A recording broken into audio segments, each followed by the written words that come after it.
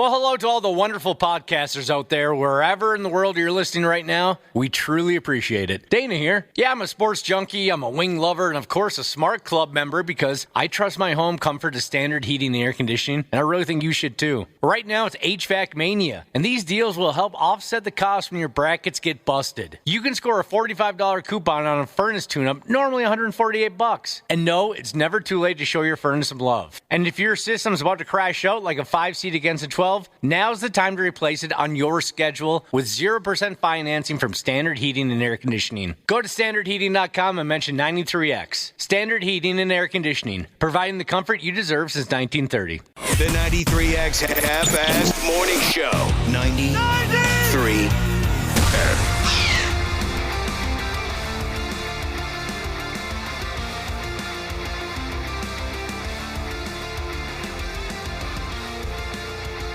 We are. Where are we? Work, brah. Josh! We're at work, brah. Where are we? It's so early. It's March already. When the hell did that happen? Yesterday. Who decided that? Just yesterday. When did we cross paths with this March? Over the weekend. It happened over the weekend? I'll be damned. I got to pay the bills. You know what that means. Get your glasses on and your checkbook out. Yeah, I remember those days. I got to pay the friggin' bills. You'd be over here with a stack of bills, writing checks.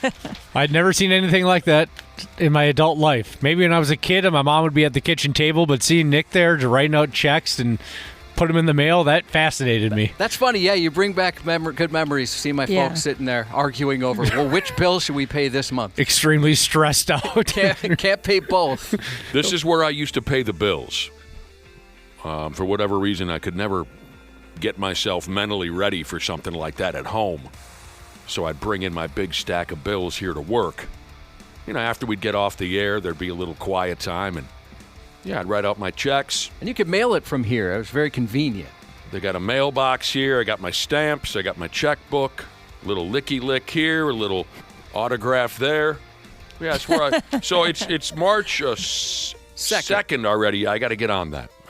Thanks for reminding me. Welcome to the Half-Assed Morning Show. We're settled in, I guess, as best we can be for our Monday program. How you doing, Cubby? Good. How about yourself? I'm all right. Did you have a terrific weekend? You know, pretty uneventful for the most part. Although, so my son had a basketball tournament on Saturday, and I saw something that I'd never seen before all the years going to youth sports. Oh, wow. Well, I know what town you were in, so I can understand why you saw something you've never seen before. Oh, I didn't consider that. Yeah, I was in Burnsville. Maybe this is a normal occurrence in Burnsville. Something you've never seen before at a youth sports tournament. Okay, can I take a guess? Yeah, go ahead. Every parent at the game or the tournament behaved 100% without making a single sound. Well, at our games, yes. Oh, yeah? Everyone behaved themselves? Yeah, the game right before the first game of ours. A kid smoking on the court. Nope, nothing like that. Good guess. There was 2 kids kicked out and 2 parents almost kicked out. We weren't in the gym isn't very big, so we weren't in there. We just kind of saw the aftermath. Or I should say, as they're disciplining folks, we could kind of hear what was going on. Some kids were kicked out of the tournament? 2 kids had to sit. Yeah. What was it that you saw you'd never seen before? A mystery bloodbath timeout. Never seen something like that before. Kid got a bloody nose? We don't know. So here's, all of a sudden, it was kind of tough to tell what was going on, but they stop, and I see one of the refs is disgusted. Everyone's looking around, and so we realize, as we're kind of figuring out what happened, somebody was bleeding all over the uniforms and on the ground, right, on the court. Must have been did you know those kids who would get massive, like, hemorrhaging bloody noses? Yeah, there's always one. Yeah, some of my kids, their friends, all of a sudden would just be, their nose would turn on like a faucet out of nowhere. So it sounds like some kid sprung a leak. Yeah, and everyone's looking around. So my son had got cut up because Wolverine was on the other team, some kid who does not groom his nails, and he cut up a few of the kids. And so, my son's looking at his arm because the ref did warn him, hey, if you get any more blood on your uniform, you're out. Yeah, there's no blood in the game anymore. No. I had no idea that was so strict. I mean, I understand, certainly, but I had never considered it. I've never seen that happen. So my son's freaked out, right? I see him. He's got his arm like way out to the side because he doesn't want to get kicked out of the game. And he just had some scratches, and I thought, well, there's no way because it was all over the ball, I guess. It was everywhere. And so you see all these kids standing out there, like, checking their arms, touching their nose. All right, who's bleeding, boys? Nobody could figure it out. What? And so finally, one of the kids on the other team realized, oh, it's me. And I don't know where it came from. Like you said, Nick, it's got to be the nose. Yeah. I mean, there's nothing else obvious. So they stopped the game. There's like a mom out there with some wet wipes. Of course. Yep. It was good comedy watching one of the refs because he was disgusted. Like, he requested somebody go out to their car and get a different basketball. Some folks are very troubled by the sight of blood. Yeah, he really had an issue with it. I felt bad for him. Maybe he was one of them. I thought if you bled during a ball game, they just patch you back up. And, as long as you get patched up proper, you can go back out. Yeah. So they eventually did. I'm assuming, I don't know what kid it was. It was one of the kids on the opposing team, but... yeah, I'd never seen everybody out there, like parents are checking their kids, wondering, where did this mystery blood come from? Dude comes back out with, some cotton up his nose. Yeah. Sure. It's the weirdest thing. And I also heard one guy say, I don't know the context, but, oh, man, the last thing I need is just one more baby mama. And that's how I thought, yeah, we're in Burnsville. I wonder how many he has. I don't know. A player? No, this was a parent. A parent? You overheard one parent say to another, the last thing I need is another baby mama. One more baby Was mama. it my cousin? No, it wasn't your because cousin. That should be his motto. Yeah, I saw who it was afterwards, and I thought, well, I could see he probably has a couple. I mean, he's a handsome guy. My cousin isn't. Well, it depends on which one. You've got a couple good-looking cousins. Well, this is the one who's made all the babies. We were talking about him over the weekend. He's got a lot of babies and a lot of baby mamas. I love him, and he is a handsome guy. Yeah, you've got one cousin that looks like a movie star. Where at your mom's funeral, I thought, oh, somebody invited a movie star. More like mafia. Yeah, like he could play like a handsome mafia member for sure. So you had fun at the youth basketball tournament despite all the plasma. Yeah, it was unique. It was unique. Well, that's good. I took my life into my own hands yesterday. Yeah, you mentioned you went to Burnsville. Yeah, that was Saturday. I did text Dana and told him how I felt about him, just in case. Now what? What happened now? So a buddy of mine and I were going to meet up yesterday. And he's like, hey, I'm actually giving my daughter a driving license. She got her permit on Wednesday. Sure. He's like, do you mind if we swing by and pick you up? So I thought, sure. So we had an old helmet that I put on just to be safe, right? I walked out there with a helmet on. What kind of a helmet? It was a football helmet. Football helmet. Mask? You got a cage or not? Well, no, it didn't fit quite right because it was from my son when he played maybe, I don't know, in 5th grade. So I looked like a cone head more than anything. But, safety first. How was the ride with the 15-year-old kid? She's great. She's a natural. When I had... At one point or another, I had a 1974 AMC Gremlin. Bruh. 3-speed. My dad got it from an Iowegian that he knew. And I believe this was around 1990. My dad got that Gremlin in trade. I think it was for $25 and a case of beer. My dad got that car in trade. And it was... such a pile that Big Al and I used to put on motorcycle is how you say it, helmets when we would drive it around town. As a joke? Or, yeah. And everyone, you got to be a little older to get the joke, but everyone started calling us the Malachi Brothers. That's funny. I had my racing helmet on, and so did Big Al, no matter where we went in my my little AMC Gremlin. So you rode with a 15-year-old kid, and she did well. She did great, yeah. And I'll tell you what, my buddy, he's a great teacher. And I could tell by the way he was looking down at his phone, texting the entire time. Like, I wanted to jump in a couple times. That takes confidence right there. Yeah, well, he's just so laid back. Uh-huh. He's like, yeah, she'll figure. At one point, I think he even said, she'll figure it out. Let's see here. Some people are texting in about their baby mamas. Oh, Lord. That would be so stressful. What would be stressful? To have multiple baby mamas? Just one, honestly. To have one baby mama. Having to co-parent with somebody, that sounds exhausting. I give that you're not together with? Oh, yeah, you mean, okay, you're split up. Sounds tough. You're sharing the raising of the child. I understand. Nightblood Jesus has one baby mama. Who's got the most baby mamas in our listening audience? 651 right now, of those of you who are listening, because it's awful early. 651-989-9393. Be honest with us. Who out there? Yeah. Which one of you has the most baby mamas? What? So your cousin that has all those babies, how many baby mamas? God, my sister's so good at this kind of stuff. She remembers every little detail about every relative, their significant others, their children, the children's names, all of this stuff. I can guess. I think it's 4. That's pretty good. I think the final tally is 9 or 10 kids, 4 baby mamas. I think that's man. He just pumps back and forth, Cubby. I guess so. Yeah. And you know what he hates more than anything? Rubbers. Condoms. Yeah, And yeah. pulling out. Yeah, but he rules. Somehow the dude makes it cool. I don't know how he does it, but he makes it look cool. He's got a big friggin' van. Like you see the He needs to. like you see the old folks riding in when they go to the casino. Yeah. He's got Like a 10-seater. Oh, hell yes. And he puts all those kids back there. Shut up! And he puts it in drive. They go all over town. Somehow he makes it look cool. Roofing Jesus says 3 baby mamas, and it sucks. Oh, man. I just text my wife because my wife, as you guys know, she has a half-sister she never knew about, right? My wife found out she was the second family. When did she find this out?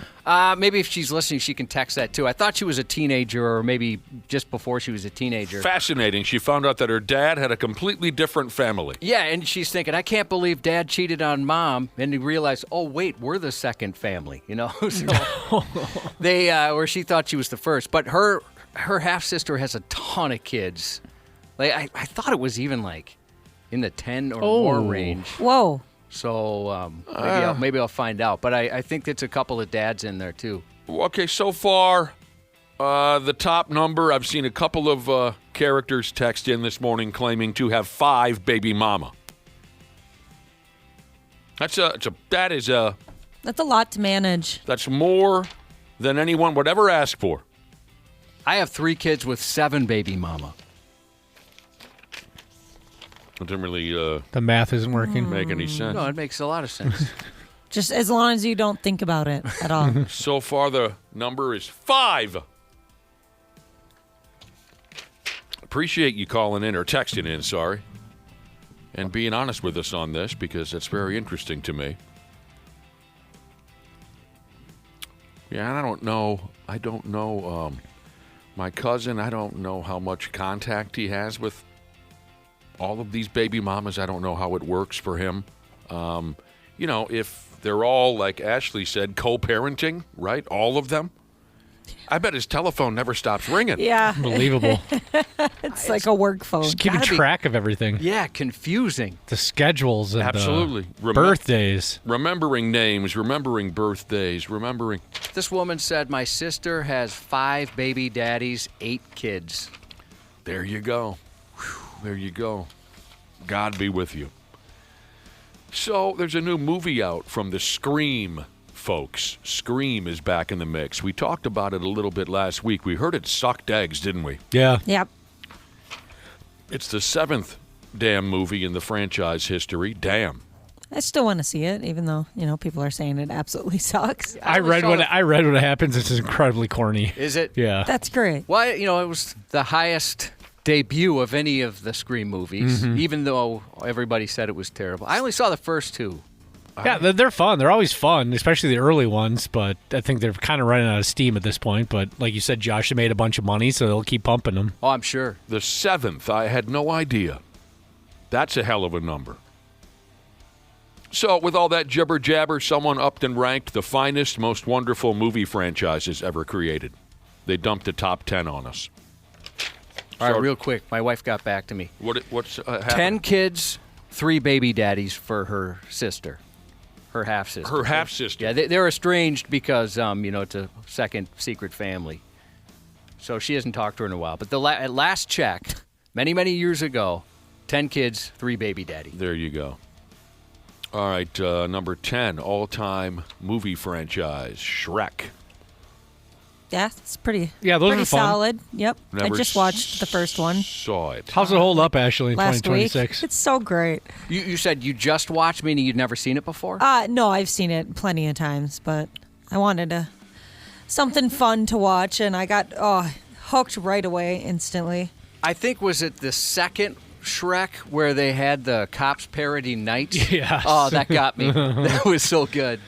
My favorite fun fact about that movie is that Chris Farley was originally going to be Shrek, and there's actually a video of him doing the voice. I've seen it. Yeah. And I loved Chris Farley, Of course. but I don't think, Shrek is kind of perfect how he is. Yeah. Yeah. Be a much different movie had it been Farley. It did feel different. Did he get too drugged up to finish it or something like that, or what? Oh yeah, he died. Well, so he died during the production of the film. Number 9, Jurassic Park. Heck yeah. Number 8, Avatar. Never saw it. Saw the first two. I saw the first one and only like half of it. I just kind of wanted to see what it was like to see it in the IMAX because it was such a big deal. You got to see it at the IMAX theater. And Did you see it in 3D? Yeah, I saw it in 3D at the IMAX at the Minnesota Zoo, and halfway through, I realized I'm not really following the story here. I'm like, all right, well, this is cool. All right, I'm good to go. I loved I it. absolutely loved it. Yeah. Did you? I wanted to live in that world. Did you? Yeah, same here. And- I was obsessed for a while. And It I was thought weird. the 3D was too gimmicky, or before I saw it, but that was awesome. That 3D was so cool. Mm-hmm. Yeah, you're right, though. A lot of those 3D movies that went through that phase where every single movie is in 3D, and it's like, why does this need to be in 3D? But Avatar, they definitely found a reason why. 7, Harry Potter. Never saw it. Oh, you're missing out. I've seen those so many times. I've mentioned this before. It's one of those things it seems like I should really like, but I couldn't get into them. Maybe I was just a little too old. I'm Yeah. absolutely obsessed with it. I should have given you a heads up before we started the list, but the top 10, according to, who was it? Collider put together Yep. this top 10 movie franchises ever. A lot of it is kiddie cartoon stuff. Maybe they specialize in that kind of thing at Collider. 7, I mentioned Harry Potter. 6, James Bond. Yeah, I liked plenty of those. Only watched one of them. Never got into James Bond. Top 5, Batmental. Yeah, there's some good ones there. It's No, I big and it watched- keeps reinventing itself. Yeah. I watched The Joker a little bit over the weekend when I had nothing going on. The first one or the second one? Oh, I don't know. The one with the skinny kid? He's in both of them. Phoenix? Yeah. Joaquin Phoenix. Where he kills Robert De Niro. Boy, I forgot which one. I didn't see either of them. Robert De Niro's the television show host, and he kills him. That's the first one. Okay. Yeah. I mean, I don't... Yeah, I thought it's kind of fun. It's really dark and creepy. I dug that, but... Would you have known it was a Batman-related movie if you didn't know ahead of time? No. Yeah, I wouldn't have either. I didn't know a lot about the Joker. Oh, maybe I shouldn't even include that in the Batman conversation. I don't know. I just wanted to mention that I saw The Joker. I had seen it before. I think that fits. I mean, it's part of that world. It's, Yeah. it's Batman related. I believe sometime in the movie he meets Batman. Number 4, Spider-Man. There's been some really good ones of that, too. yeah. Especially the newer ones. I like. When I was a senior in high school, Spider-Man 2 came out. This was the old Tobey Maguire type Spider-Mans. I remember that run. The best. Yeah, it came out. Remember, it came out at midnight. We went and saw it, and there's a theater in Lakeville that was showing it every hour on the hour for the entire weekend. So we get out of the Egan Theater, that Regal off Cliff Road, and we were blown away at how great it was. And we're like, hey, should we go to Lakeville? We can catch a 3 a.m. showing. And we did. So you really like Spider-Man. Yeah, back in the day for sure. Now, not so much, but yeah, that first trilogy was huge. Wow, this is a very good point or argument that one of our listeners is trying to make. I just told you that Collider ranked the James Bond movie series as the 6th greatest. And this listener texted in to say, 26 films and Bond is only at number 6? James Bond series has made 26 movies? Sounds right. Lick I me. suppose it started, like in 62? Something like that. Wow. Jeez. 3, Lord of the Rings. I saw one of them, didn't get it, and Right. couldn't understand a word that anyone was saying. I saw the first Lord of the Rings movie in the theater. It was a big group of us, and about 20, 30 minutes in, my buddy says, hey, want to go to the gas station, get some beers? And I go, yeah, let's do that. That sounds like much more fun. It was funny, our old movie reviewer, James Rocky, may he rest in peace. He just says of those movies, a lot of walking. A lot of walking. Yeah, it's a very lot true. It's Yeah. one long walk. It is. It's a very slow marathon. I'm not sure what to make of this, but the second greatest, finest, most wonderful movie series of all time, according to the people at Collider. Am I saying this right? The Marvel Cinematic Universe? What the hell does that mean? Yeah. Yeah, Avengers, all those type of movies.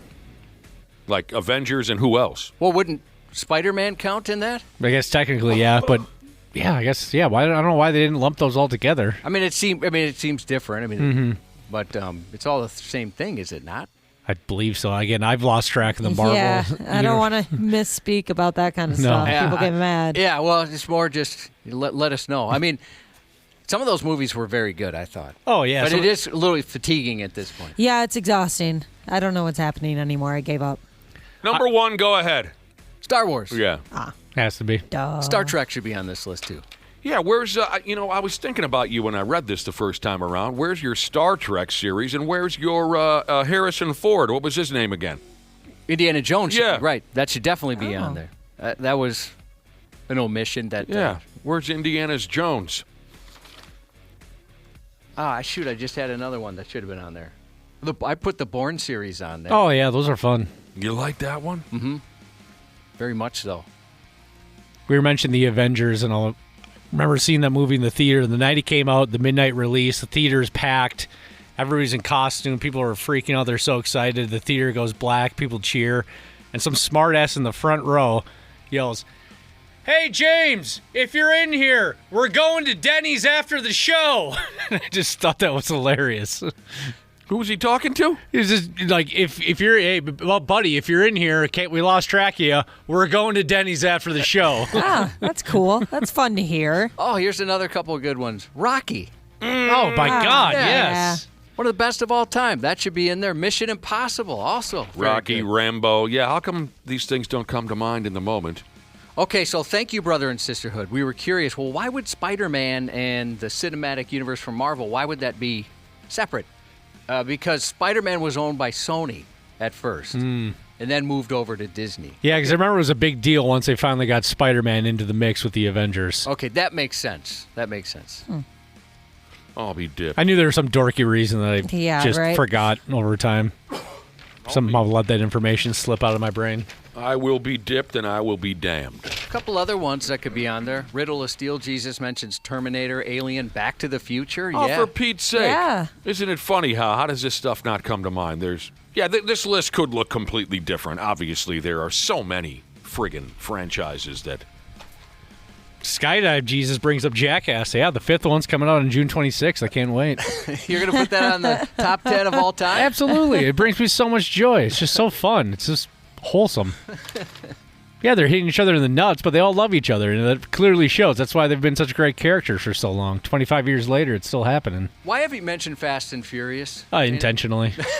You're afraid? Yeah, by design. Don't be Yeah. afraid. Don't be afraid. Oh, God. Rambo? Sure. You can put that one on there. Pirates of the Caribbean. Those were big movies. Pirates of the Caribbean. John Wick. Halloween, Friday the 13th, blah, blah, blah, blah. Yeah, these are great suggestions. Like I said, this could look very, very different. Transformers, everyone's got an idea. We appreciate all of them. Another 5th installment coming out this summer. Toy Story. I put Toy Story on that list. Those are fantastic for kids and adults. I enjoyed a couple of them. I think the last one I watched is the one that broke every heart in America. Toy Story 3? What one? Yeah, the- Stop talking. I'm going to take my headphones off. Or I'm going Yeah. to start crying. Toy Story 3. Never saw it. I don't know that you'd enjoy Yeah, those that'd be movies. weird if you Well, he does love Tim Allen. watched those. It's been established. That is true. It is a Tim Allen vehicle.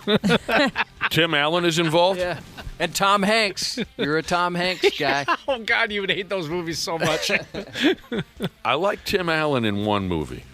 And that's when he's riding motorcycles with Martin Lawrence and John yeah. Travolta. Wild Hogs. Wild Hogs. Those there were it is. funny. I don't know Such- why. Such good movies.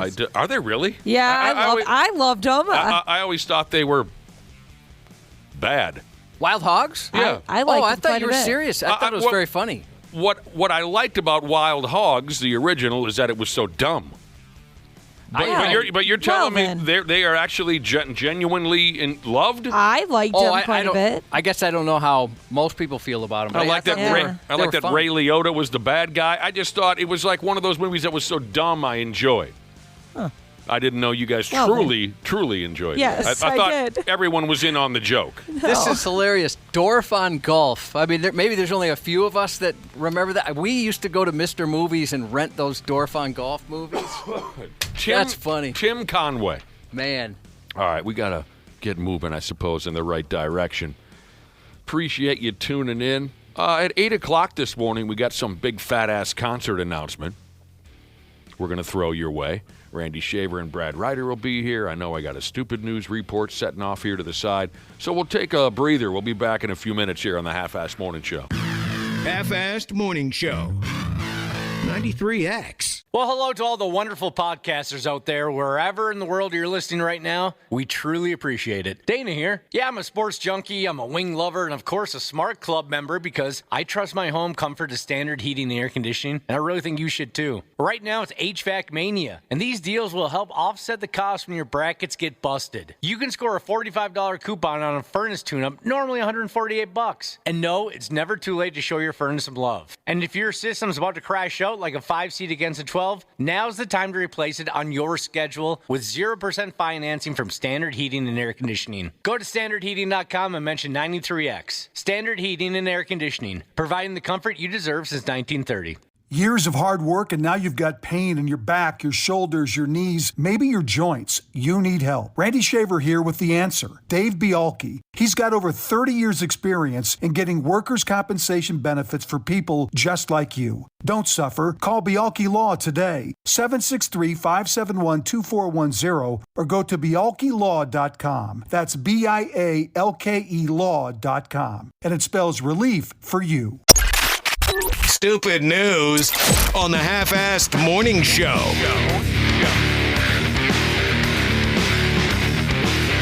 Yeah, we're getting there. That stupid news report is coming right up. First, I wanted to address a couple of text messages, as I always do at this time of the morning. First, here's one that came in and said, the amount of commercials you're playing tells me that someone's taking a dump. No one's did anyone have to leave the studio to take a deuce? Nope. No. Well, that was a normal amount of commercials we played there, wasn't it? It's about the same as usual. No one taking a dump, bro. Yeah, we'll let you know. Don't worry. We need the money. I mean, it just comes down to that. How did we get on the topic of baby mamas?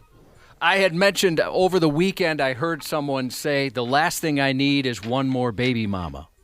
There you go. We sent out a question to our listening audience a little earlier, asked you to text us, 651-989-9393. We were looking for the listener with the most baby mamas. And I think there was a tie. The top of the leaderboard right now, we have two listeners who have 5 baby mamas. Texts have come in. Here's a guy who says his uncle is 64 years old. He has 12 children with 5 baby mamas. Jeez. He just had his 13th child in October. He's 64 years old. Man, still getting it done, huh? Cool. Reminds me of that interview I heard with Rudolf Schenker of the Scorpions, legendary band, legendary guitar player Rudolf Schenker. I think they're still are they still trying to do like a final tour? Yes. And I think they are touring right now, are they not? I believe so. Overseas. Klaus Meine has got to be 78 or 79 years old, if not older, the lead singer of the Scorpions, Klaus Meine. Rudolph's got to be right there, too, near 80 years old. Anyway, heard an interview with Rudolf Schenker many, many years ago. Well, it wasn't that many years ago. At the time, well, now that I'm thinking about it, sorry, he was probably mid-60s, so this is 15-some years ago. Rudolph was mid-60s, and someone asked him how many children he had, and he said like 15 or something like that. He liked the bump.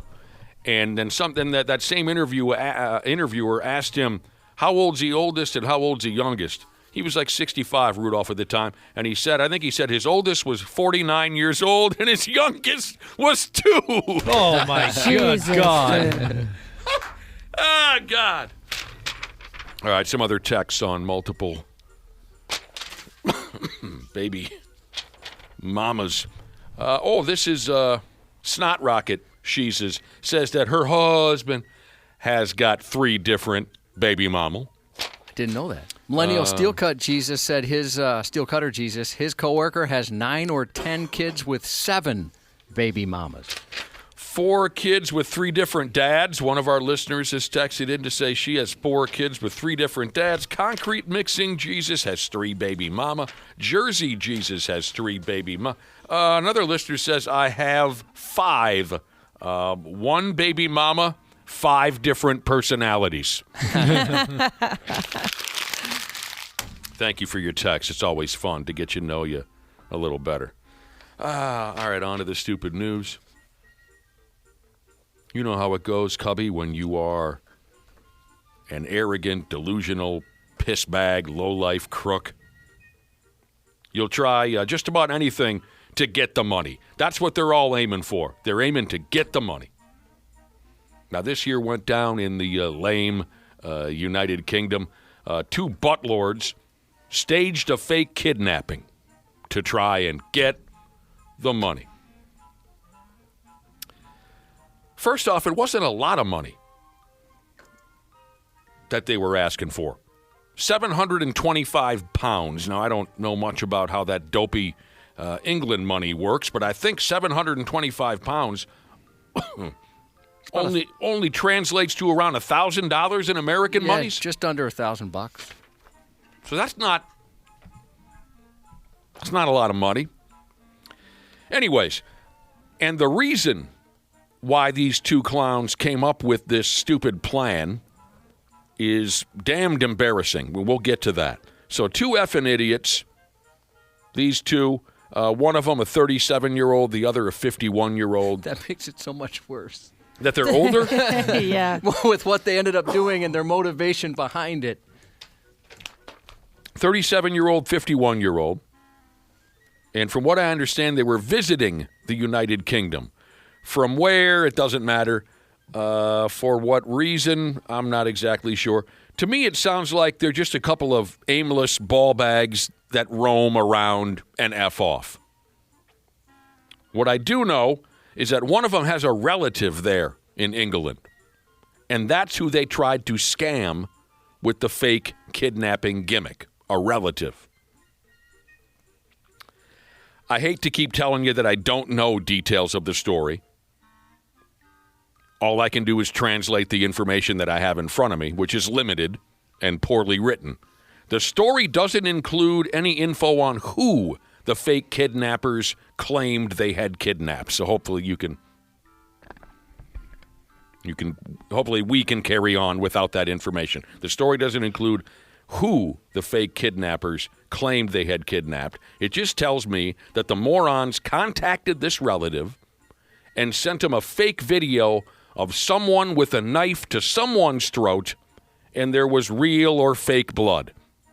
And the moron said, send us 725 pounds or we're going to cut this person's head off. It was believable enough for the relative to call the cops. Oh, for Pete's sake, every cop in town pulled on their tactical gear. They called a specialized anti-kidnap and extortion unit into the mix. New cop in the corner. He's puking his guts out. The relative who was threatened sent the cops video images of the kidnappers. So the cops got to see what they look like. And next thing you know, the cops see the 2 donkeys just casually hanging out front of a hotel somewhere. They're just vibing. They are. They were vibing.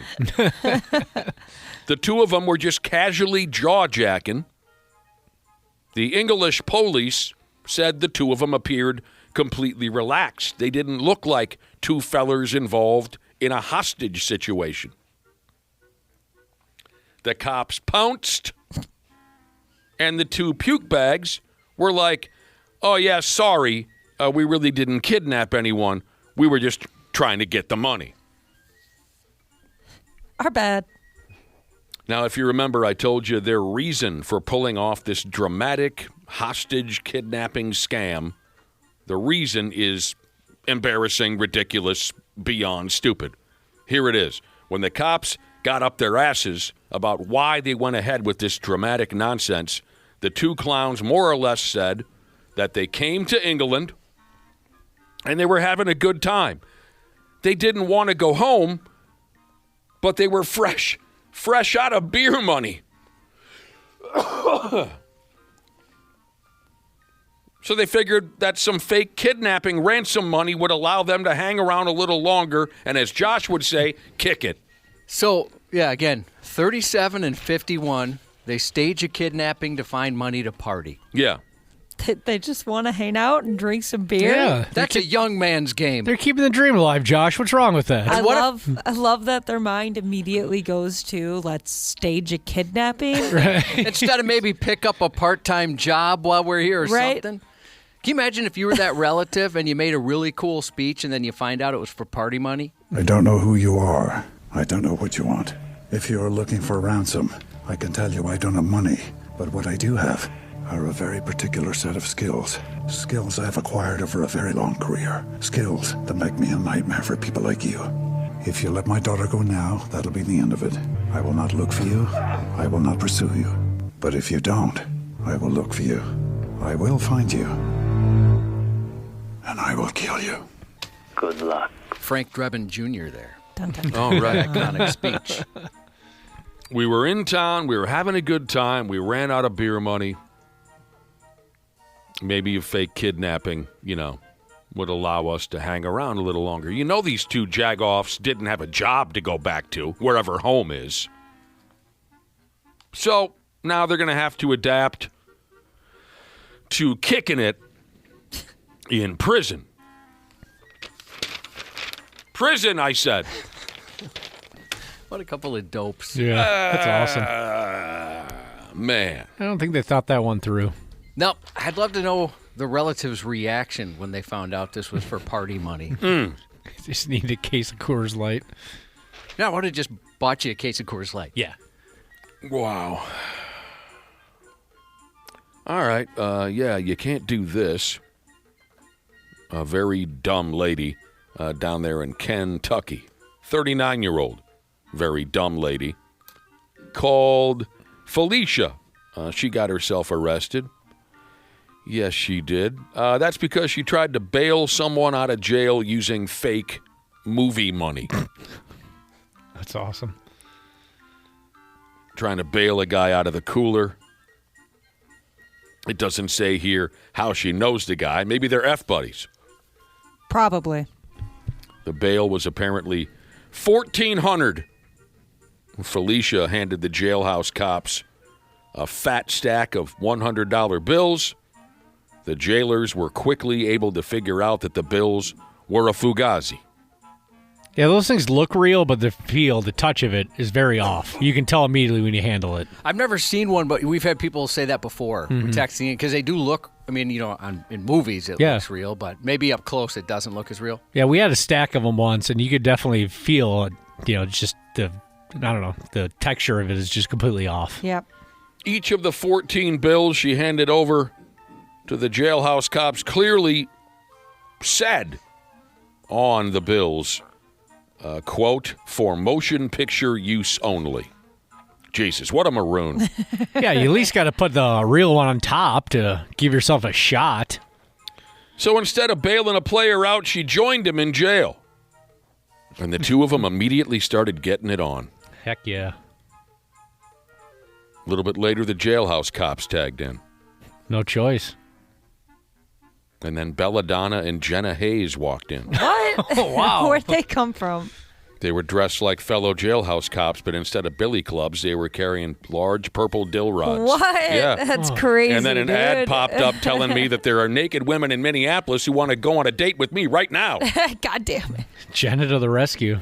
A local cop there in Kentucky said he's seen some numbskulls in his career. I'm a cop in Kentucky, he said. I've seen some numbskulls. He said, I could tell you some stories that would part your hair. But the cop said he's never seen anyone as overwhelmingly dumb as Felicia over there, who tried to bail somebody out using fake movie monies. So she's the winner. Is there any chance, just trying to see a possible silver lining for her, in a way, that she's just so dumb she got scammed and didn't realize it? Very good question. That's a very good question. Well, you mentioned, Dana, it feels quite a bit different, but maybe she's so dumb. Right. Again, as Nick said, this is Kentucky. Maybe That's she's the stereotype. Yeah. She blew a couple of guys. They gave her $1,400 in movie money in trade. I don't know. It's very possible. She got to meet Jenna Hayes, though, so things kind of did work out for her in the end. I'm with you on that one. I couldn't tell you what she looks like, but I'm familiar with the name and her line of work. I think you would call her a hot mama, Josh, if you saw her. Jenna Hayes? Mm-hmm. Let's look her up.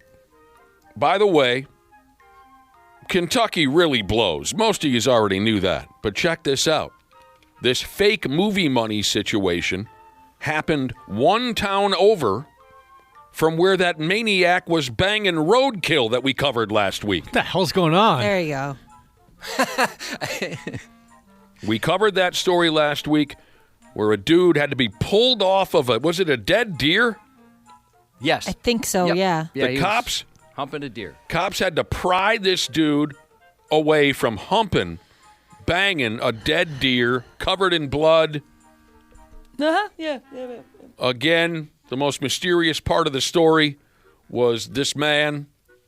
The cops at least described his face as being covered in a mysterious fluid. Yeah, his beard. His beard in particular Yep. was soaked with a fluid that the police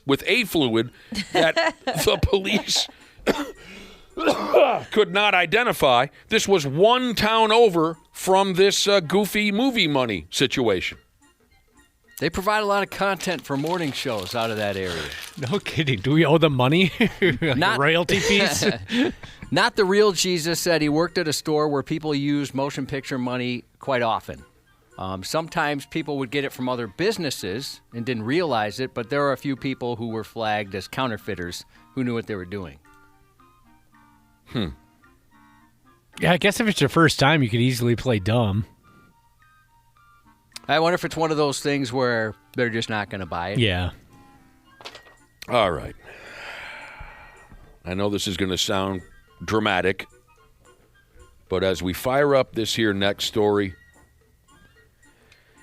I'm calling on God himself to step in and end mankind. Please, Lord. It's that rough? Like I said, it's going to sound dramatic, but I think you'll understand when we get there, Ashley. All right, let's see. However you prefer to be addressed, Lord, Jesus, Lord, you need to step in because we've gone too far. We've reached a level of accepted stupidity that even God himself couldn't have anticipated. I can't believe, at least, that this is what you had in mind, Father, when you created mankind. Some of you are going to agree with me once I cut loose with this. Amongst all the other awful things that have become normal here on Earth, we get this now. A guy who claims to have the smallest penis on Earth has gone over to social media and he challenges any man to step up and compare micro rods with him so he can prove that he has the tiniest little thumbtack dick in all the world. He wants a dong off. My dong versus your dong. Only one dong will leave. Do you see what I'm saying, God? This is what we're doing now. This is who we are. No way you wanted this when you dumped Adam and Eve into the mix all those years ago. A guy online is trying to set up a micro dong contest. I think it's time to just shut it down.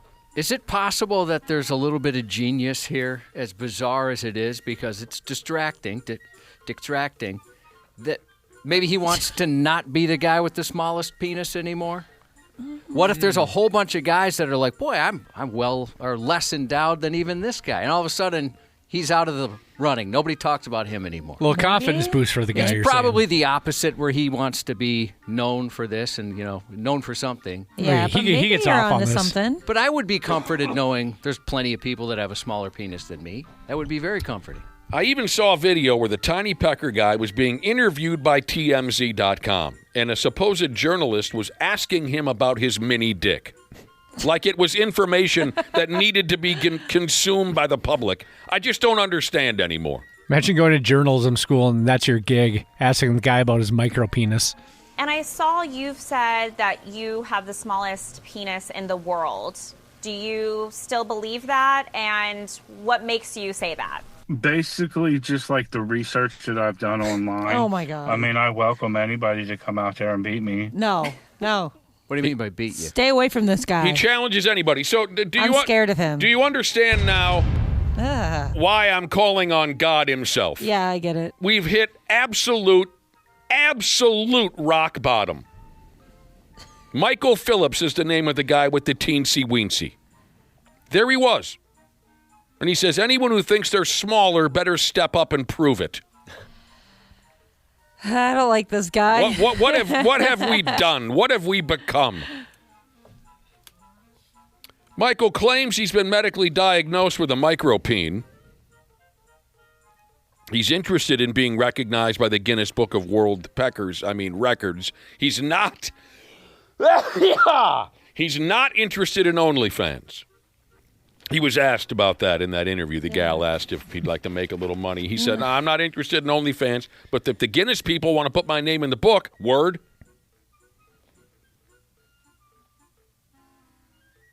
Although I'd prefer to be struck down by God for even having this conversation, I'm going to go ahead anyway.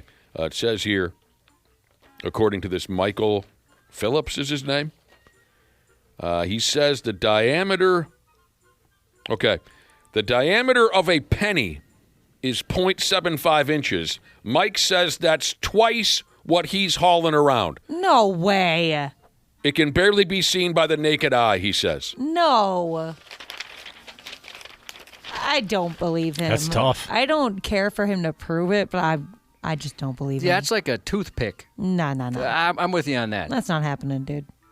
Josh, in all of your lifetime, did you ever imagine that this conversation would have to be had? A guy has gone online and said, well, I've got the smallest dick in the world.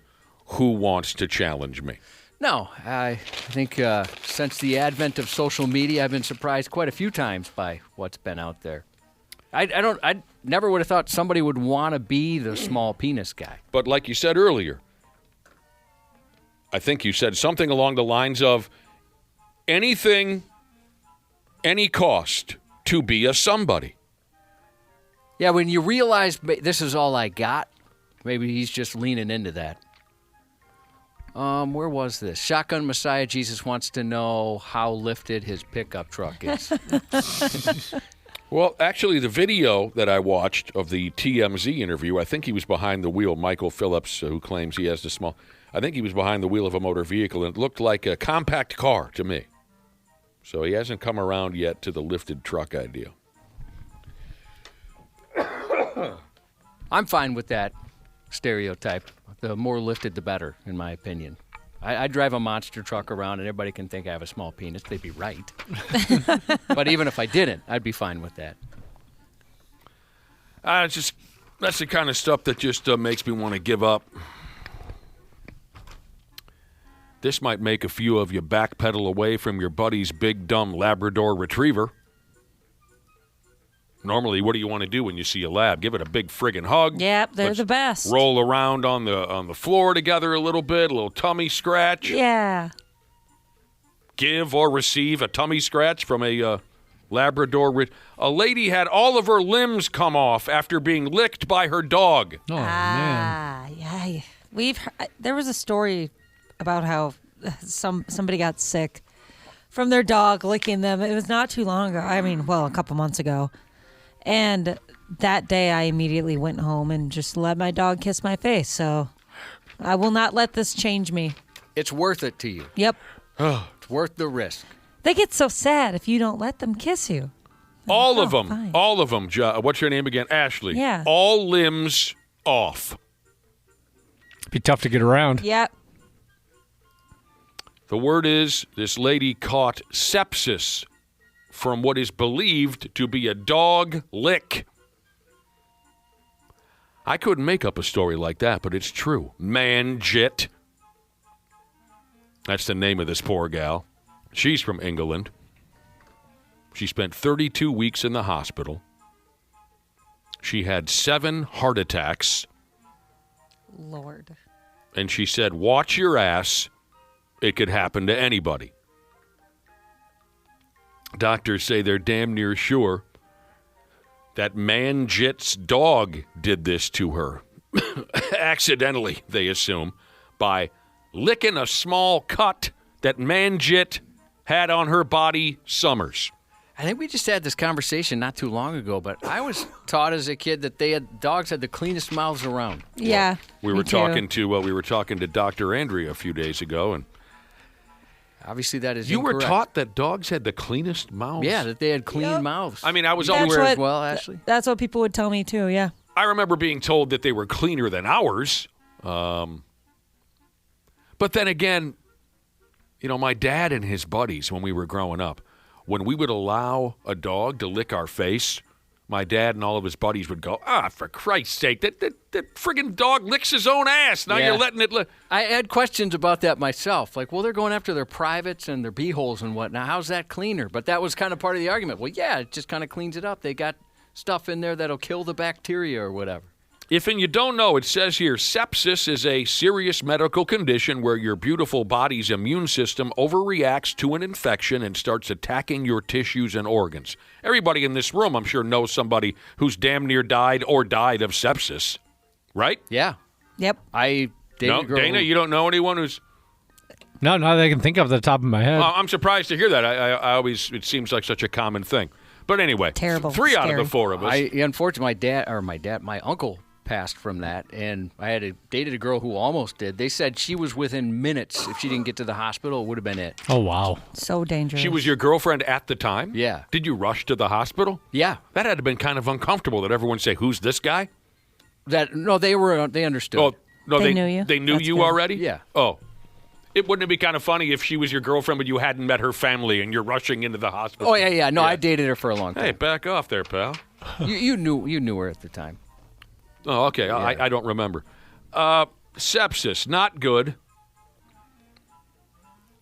In this case, the end result of sepsis was a mind-blowing quadruple amputation. When this sepsis first hit her, she felt like garbage, she fell unconscious, her feet were cold, her lips turned blue, she couldn't breathe. 1 minute she was playing with her dog, the next she's in a coma. And then, like I told you, the heart attacks kicked in, and then the arms and legs come off. There's a GoFundMe set up out there for this lady. Just awful. And they close out the story by saying there's a bacteria in the mouths of animals, including dogs. And if you're an unlucky bastard, they might just get you. I mean, she's lucky she survived. Yeah. That's so bad. Who would have thought? It's terrible. I hate to be dark here, but survived with all your limbs amputated? Just personally speaking, I don't know if I'd want to go any further. And she's still a young person? Yeah, I'd probably be good on that, to be honest. I'm just saying. I'm not trying to be dark, but I don't know. I know. No, it's a very fair point. Just me, personally, I don't know if I would. Jesus balls. And it started so innocently, so obscure like that. I don't know if I could carry on. I wonder what the relationship is between dog and this lady at this point. If she's a little bitter toward, it's not the dog's fault, obviously, but I wonder how she feels. Remember the story? Good question. Remember the story of the guy whose his wife's chihuahua ate his foot? Yes. That's one of my favorites ever. So dude had Diabetes, I thought. diabetes. I think that's right. And he did not have a lot of sensation in at least one of his feet. And I don't know if it was the diabetes that caused his skin to taste a certain way to the dog or what attracted the dog. But one night, this dude's wife's chihuahua, this dude didn't like the chihuahua in the first place. Dude wakes up, his toes are gone because he couldn't feel anything down there. Dog ate his toes off for him. Num, num, num. Gross. He's got to go, of course, to the hospital, and he pointed at that dog on the way out. When he's in the gurney on the way out, he pointed at that dog and said, "You're done." But his wife said, "You're not killing my dog. It's not the dog's fault." Oh, my husband would not listen to me. He would kill that dog before the paramedics got there. Your husband? Yeah. He doesn't seem like the type. He loves killing dogs. Yeah. Honestly. Are we talking about the same guy? This is like an everyday occurrence when he's like, Killing when, dogs? when is it time? I can't To one of my dogs in particular, the one that like ate herself. I can't see your he's husband. exhausted with her. But I can't see him hurting a fly. Yeah, nah, he would. Yeah, definitely. He would kill the dog He on would the way kill up. a dog. Yep. So, dude gets his foot sewn up. I don't think they were able to replace the toes. And he wants that friggin' Chihuahua dead. And the Chihuahua knows it, right? But the wife says, you come near my dog, I'll kill you for real. So he says, okay. They move on with their lives. It happened again. He woke up again with this dog eating his foot. Now, I don't know if the dog made it through a second time. But that's one of my all-time favorites. That's one of my all-time favorites. All right, before we go, Tasmania. Jesus, now we're in Tasmania. The Stupid News Report is truly a global operation. So the deal is someone saw a dog driving a car there a few weeks ago, and the cops are looking for folks to give them a telephone call if they know anything about this dog in town that drives a car. Do not snitch. Yeah, you can't narc on a dog. The cops, they just want to talk to the dog. That's so cute. They want to see. Get him on the Letterman show, stupid pet tricks. Oh, I missed that. Yeah, that was fun. The How cops. does he touch the steering wheel and the pedals at the same Well, they're time? a long-legged dog. They're Nah, not a long there's leg. no way. They can't sit comfortably like I that. think somebody's helping him out. Probably. The cops want to talk to the dog because it's illegal. Folks who have claimed to have witnessed the dog driving a car said that a human being was in the passenger seat navigating, they assume.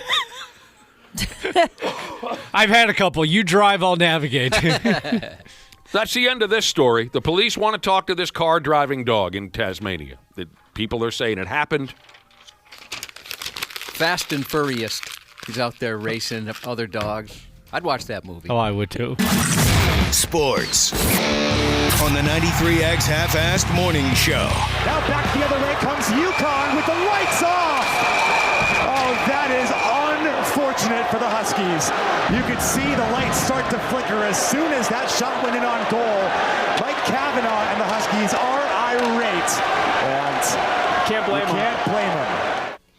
So you're telling me there was a hockey game over the weekend, and in the middle of a crucial part of the game, the lights went out in the rink? Yeah, that's up on 93x.com. Straight up a WCW NWO pay-per-view back in the day. That's Was this messed a up. gals or a dudes hockey game? Dudes.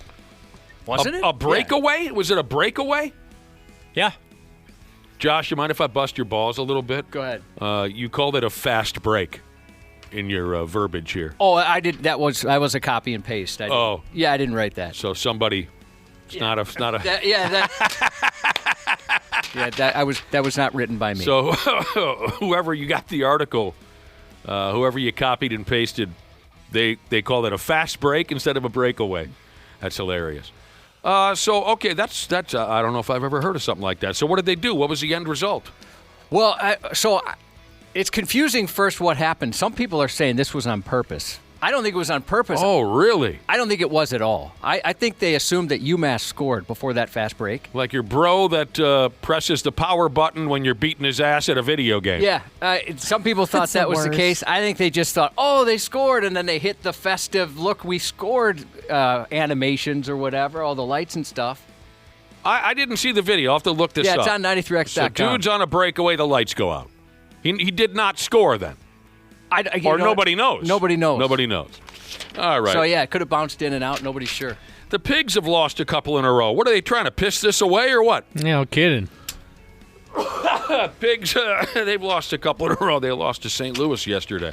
Nice road win for the Timberwolves. We've been having kind of an impromptu baby mama contest this morning. We got on the conversation earlier. We got into the conversation earlier. Who out there has the most baby mamas?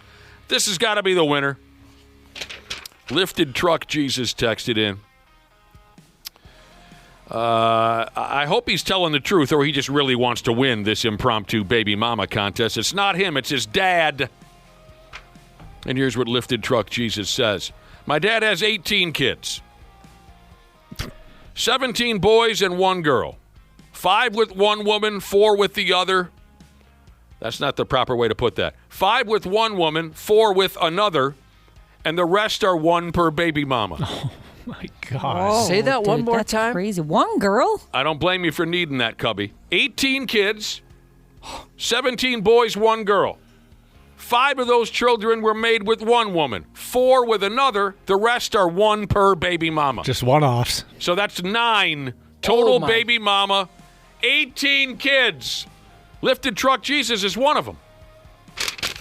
That sounds like back, when there's kings trying to get a son. And they believed it's the woman's fault if they're not producing a son, so she just knocks up everybody in the kingdom. Oh, there you go. I don't think anyone can top that. We got to take a break. Josh is coming up next with the news report. Half-assed morning show. 93X. Well, hello to all the wonderful podcasters out there, wherever in the world you're listening right now. We truly appreciate it. Dana here. Yeah, I'm a sports junkie, I'm a wing lover, and of course a smart club member because I trust my home comfort to standard heating and air conditioning, and I really think you should too. Right now it's HVAC mania, and these deals will help offset the cost when your brackets get busted. You can score a $45 coupon on a furnace tune-up, normally $148. And no, it's never too late to show your furnace some love. And if your system's about to crash out like a 5-seat against a 12, now's the time to replace it on your schedule with 0% financing from Standard Heating and Air Conditioning. Go to standardheating.com and mention 93X. Standard Heating and Air Conditioning, providing the comfort you deserve since 1930. Years of hard work, and now you've got pain in your back, your shoulders, your knees, maybe your joints. You need help. Randy Shaver here with the answer. Dave Bialke. He's got over 30 years experience in getting workers' compensation benefits for people just like you. Don't suffer. Call Bialke Law today, 763-571-2410, or go to bialkelaw.com. That's BIALKE law.com. And it spells relief for you. By the way, I faked every orgasm. 93X. Half-assed morning show. Their missions and duty locations in the Middle East vary, and because of the sensitivity of their missions, we are not told exactly where they are. What we do know, the fighter wing is in the region to protect American air power, defend regional allies, and support coalition forces focused on preserving peace and security throughout the region. The Minnesota National Guard, the most deployed National Guard in the country, has confirmed more than 250 of its members are now in the Middle East as the U.S. and Israel continue to exchange attacks with Iran. Those serving overseas include guardsmen from Duluth, Marshall, Stillwater. Together they represent several corners of the state, now connected by a shared mission far from home. While their mission and duty locations vary, all are grateful for the strong support of those back at home, a statement from the State Public Affairs Officer read. Over the weekend, Iranian state media reported the death of its supreme leader following a major attack called Operation Epic Fury that was launched against Iran by both Israel and the U.S. Saw lines yesterday for folks buying gas, as oil prices rise here. Forget about that. Goody. A hidden camera captured a couple's roommate spraying fluids all over their food, which was something they didn't expect to see, man. We all have our own section of the house, and then we share the kitchen. That's it. And he broke into our room twice or more. We don't even know how many times. There's something wrong with them. The footage showed the Southern California couple's roommate suited up in a gas mask and spritzing groceries, a bowl of fruit, their coffee pot, and even the pantry with toxic insect repellent. Insect repellent. Soon after, the couple became mysteriously ill, though it must be noted the pantry was impressively pest-free. At the hospital, their doctor told them their symptoms matched those of poisoning victims. Curious and concerned, they combed through additional footage from months earlier and discovered their roommate spraying their food with insect repellent again. And the incidents didn't stop there. Aside from going pharmacy to table with the insect repellent on their food, the roommate also broke into their room, cut up their clothes, and stole medication, IDs, and their belongings.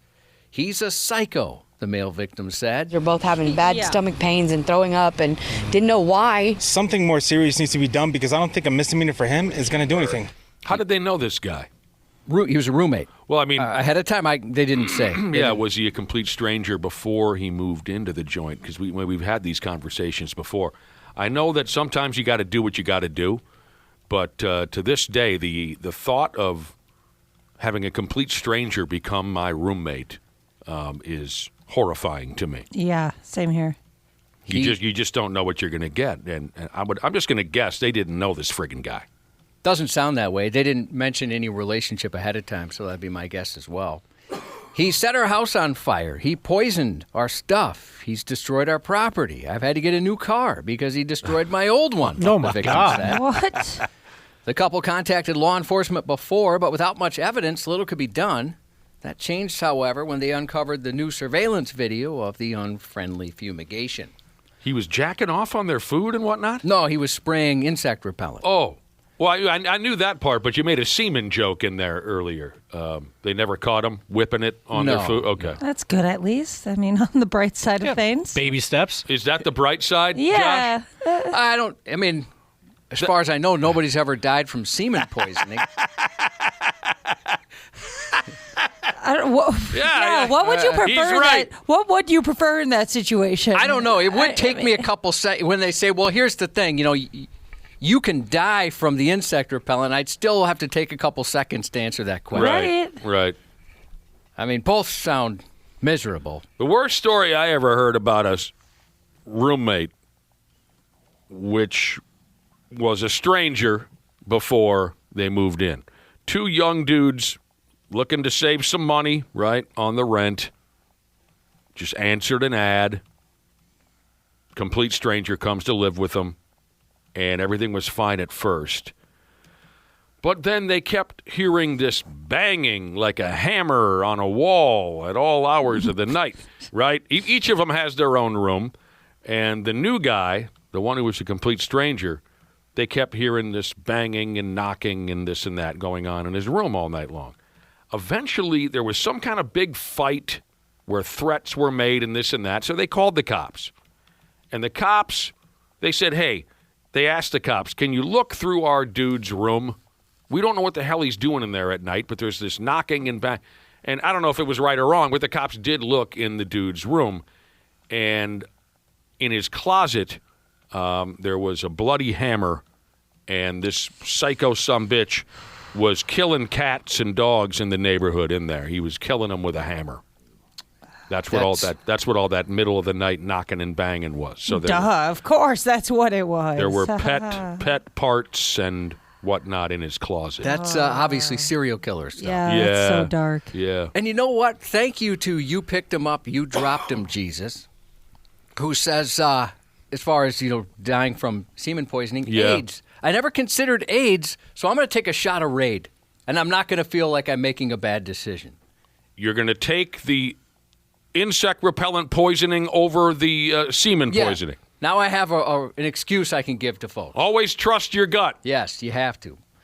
The authorities showed up last week. They found the roommate barricaded inside. An hours-long standoff followed before law enforcement coaxed him out, exterminating the threat. Afraid to stay home, they are now renting an Airbnb. Hell hath no fury like a hot-headed ex with a uniquely prophetic first name scorned and with a score to be settled. Police in Tennessee say 20-year-old Tyranny Boyd is accused of living up to her name, unleashing a little tyranny of her own in an attempt to take out her ex-boyfriend and discovering him with another woman. Officers responded to a shooting early February 18th and found a tyranny's victims awaiting. According to the victim and her boyfriend, the pair had been at the man's house when they heard pounding on the window and the front door about 6 a.m. When the yelling stopped, the victim heard glass break. That sound prompted her to walk outside, where she saw Boyd hitting the windshield of her vehicle with what was described as a large piece of metal. She then discovered all 4 tires on the car had been slashed and flattened.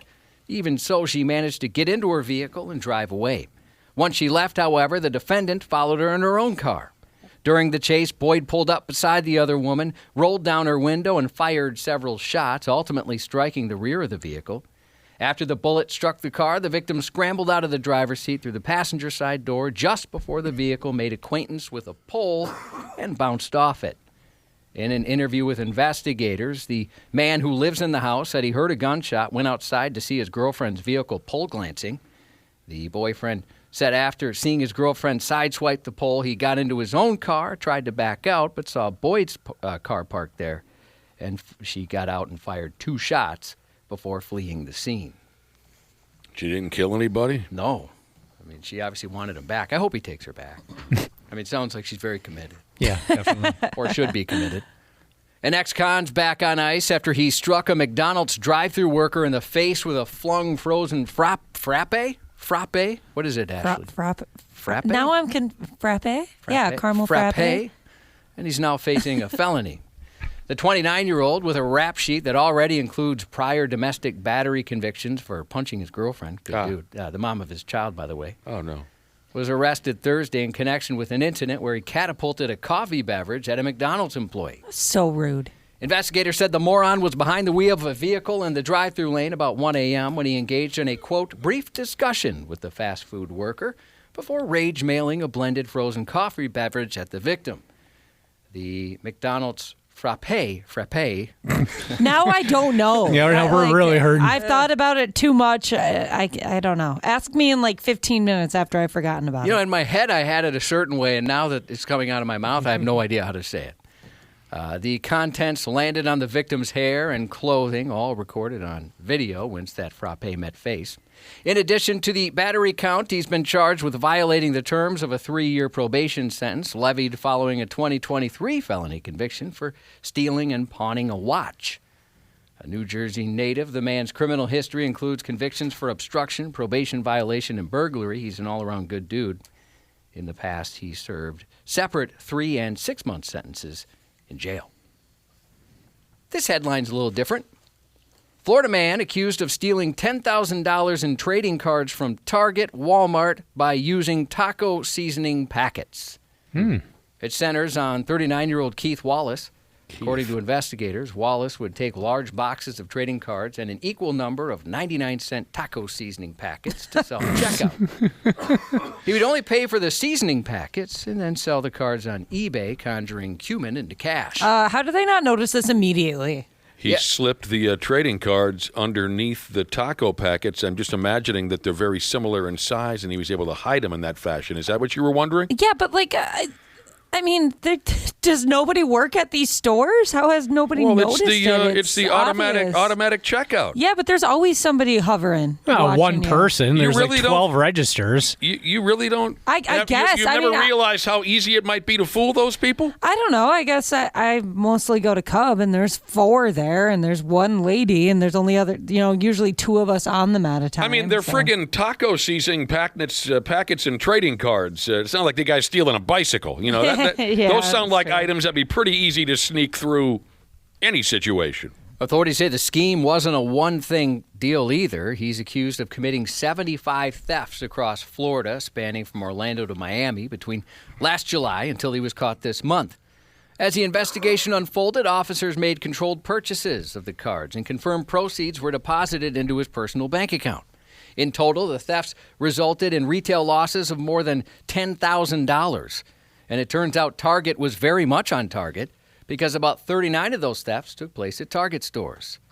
Wallace, who's also suspected of thefts at Publix locations, reportedly made nearly $40,000 from reselling the cards.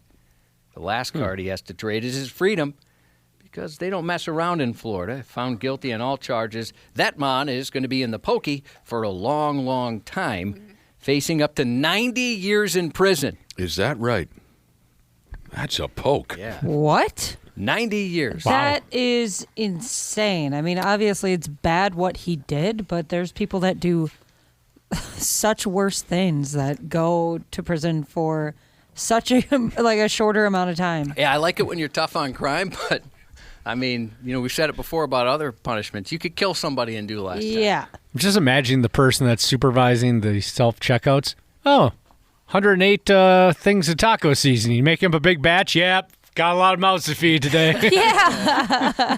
I'm looking at that guy so weird. What is he doing? On a food truck? Or? He was stealing that many at a time? I don't know. No, not at a time. Because that would be impressive. Yeah, not at a time. Several. And they think he's probably been doing it even longer.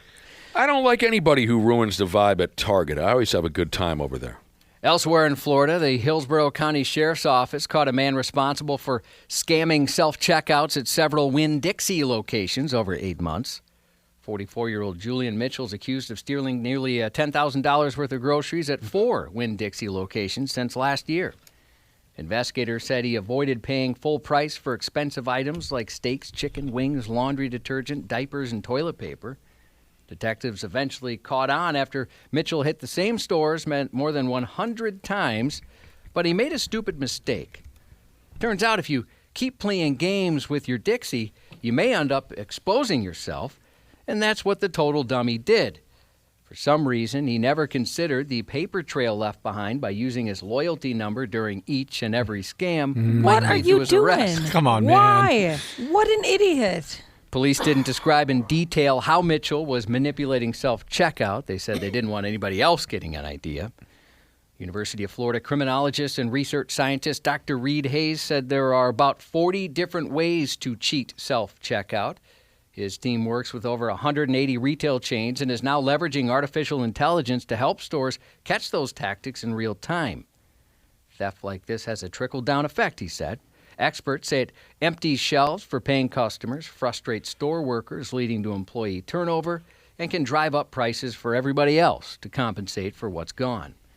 At the time of his arrest, he was already on active probation for a prior case involving drug charges. These people are so bold. I get so nervous in the self-checkout. Even when I ring up something incorrectly, I'm afraid they're going to yell at me and call me a thief.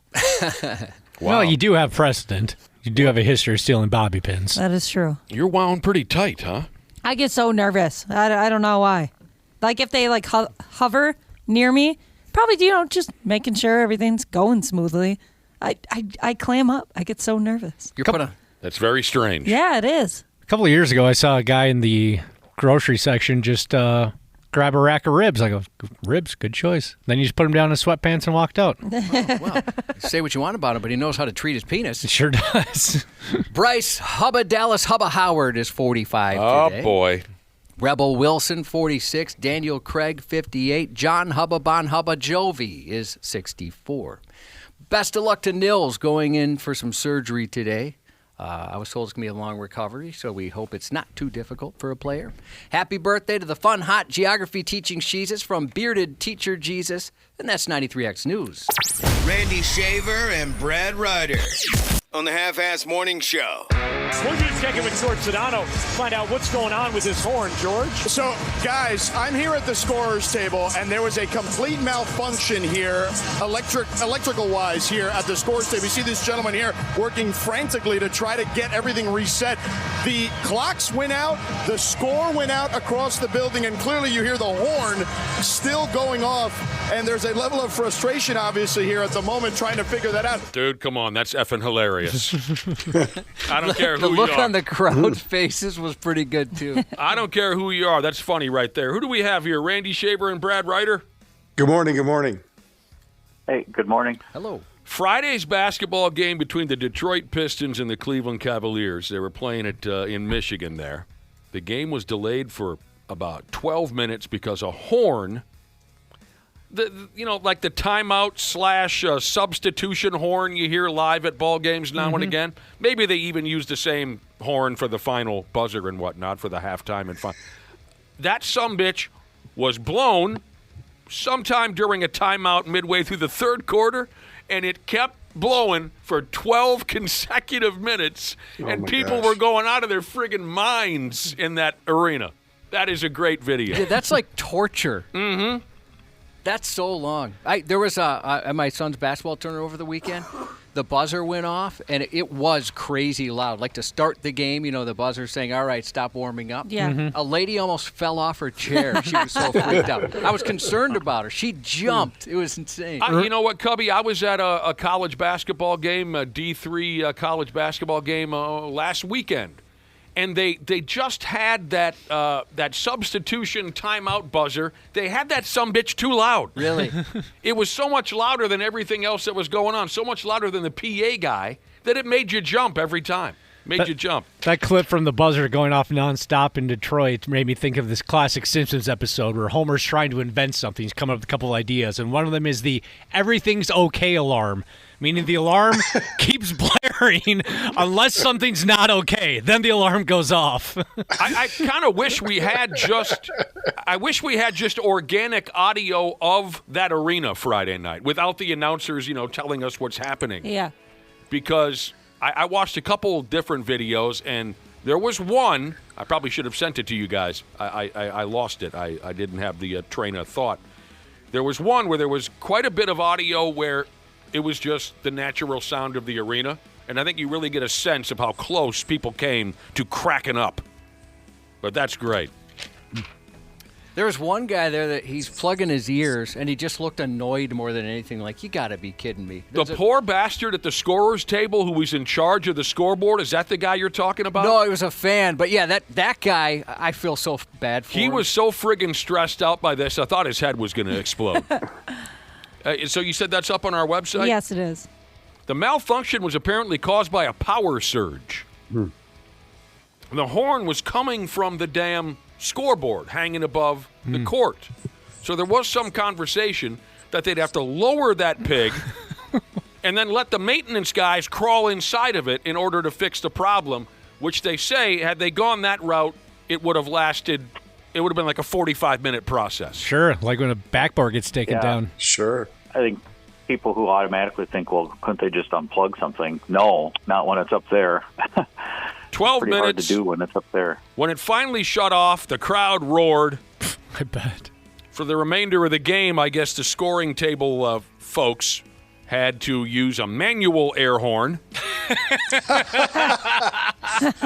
for timeouts and end of quarter, and they had to go without using the main scoreboard. They just shut that. I guess they did just shut that big sumbitch smooth off. I love that sound so End much. of the quarter. Yep. Did everyone have that stretch of time when you were in grade school where an air horn was your favorite toy to terrorize people? I brought one of the Metrodome once. No, I've never had one. You brought one to the Metrodome for a big game? It was a field trip game. It was one of those like Wednesday getaway games, noon start, first pitch. Little fifth grade, take a bus down there kind of a thing? Type of deal. And I brought one in, and so it's just students packed. You remember how tight those concourses were in the Metrodome? Yeah. And I laid on it real quick, and everybody just ducked and covered. It was hilarious. And then I was quickly found to be the... They took it away? They took it away from me, yeah. Me and my pals, 5th, 6th grade, Big Phil got his hands on an air horn. I don't know if him and his dad were at a marina or what, but he got his hands on an air horn, and it was all we wanted to do. That is all we wanted to do with our lives, is sneak up on people and blow that friggin' air horn. One of my favorite Jackass skits was they would hide out at the golf course at the tee box, kind of in the woods a little bit. They're all decked in camouflage. And Randy, you can see where this is going. Right in somebody's backswing.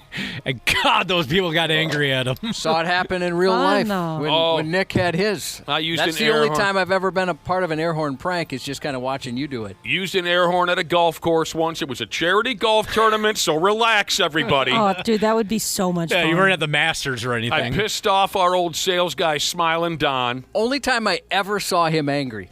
Right in his backswing, I just laid on that pig. How could you do that to a guy with the nickname Smiling Don? Well, it took Don about 6 times before he finally had enough. He Really? did put up with the first few. Yeah, man.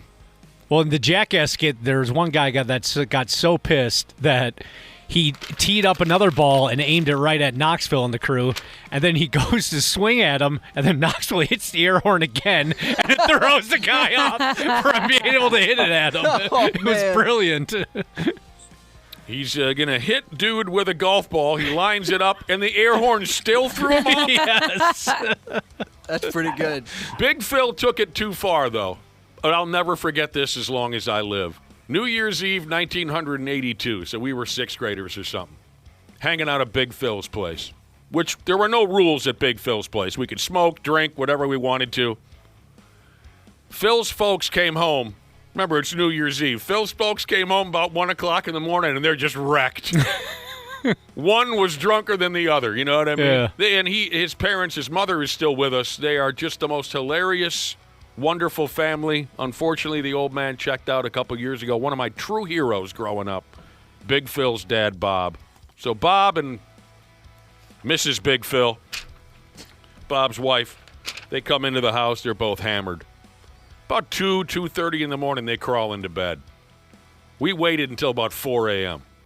snuck into their bedroom, and Big Phil leaned on that friggin' air horn.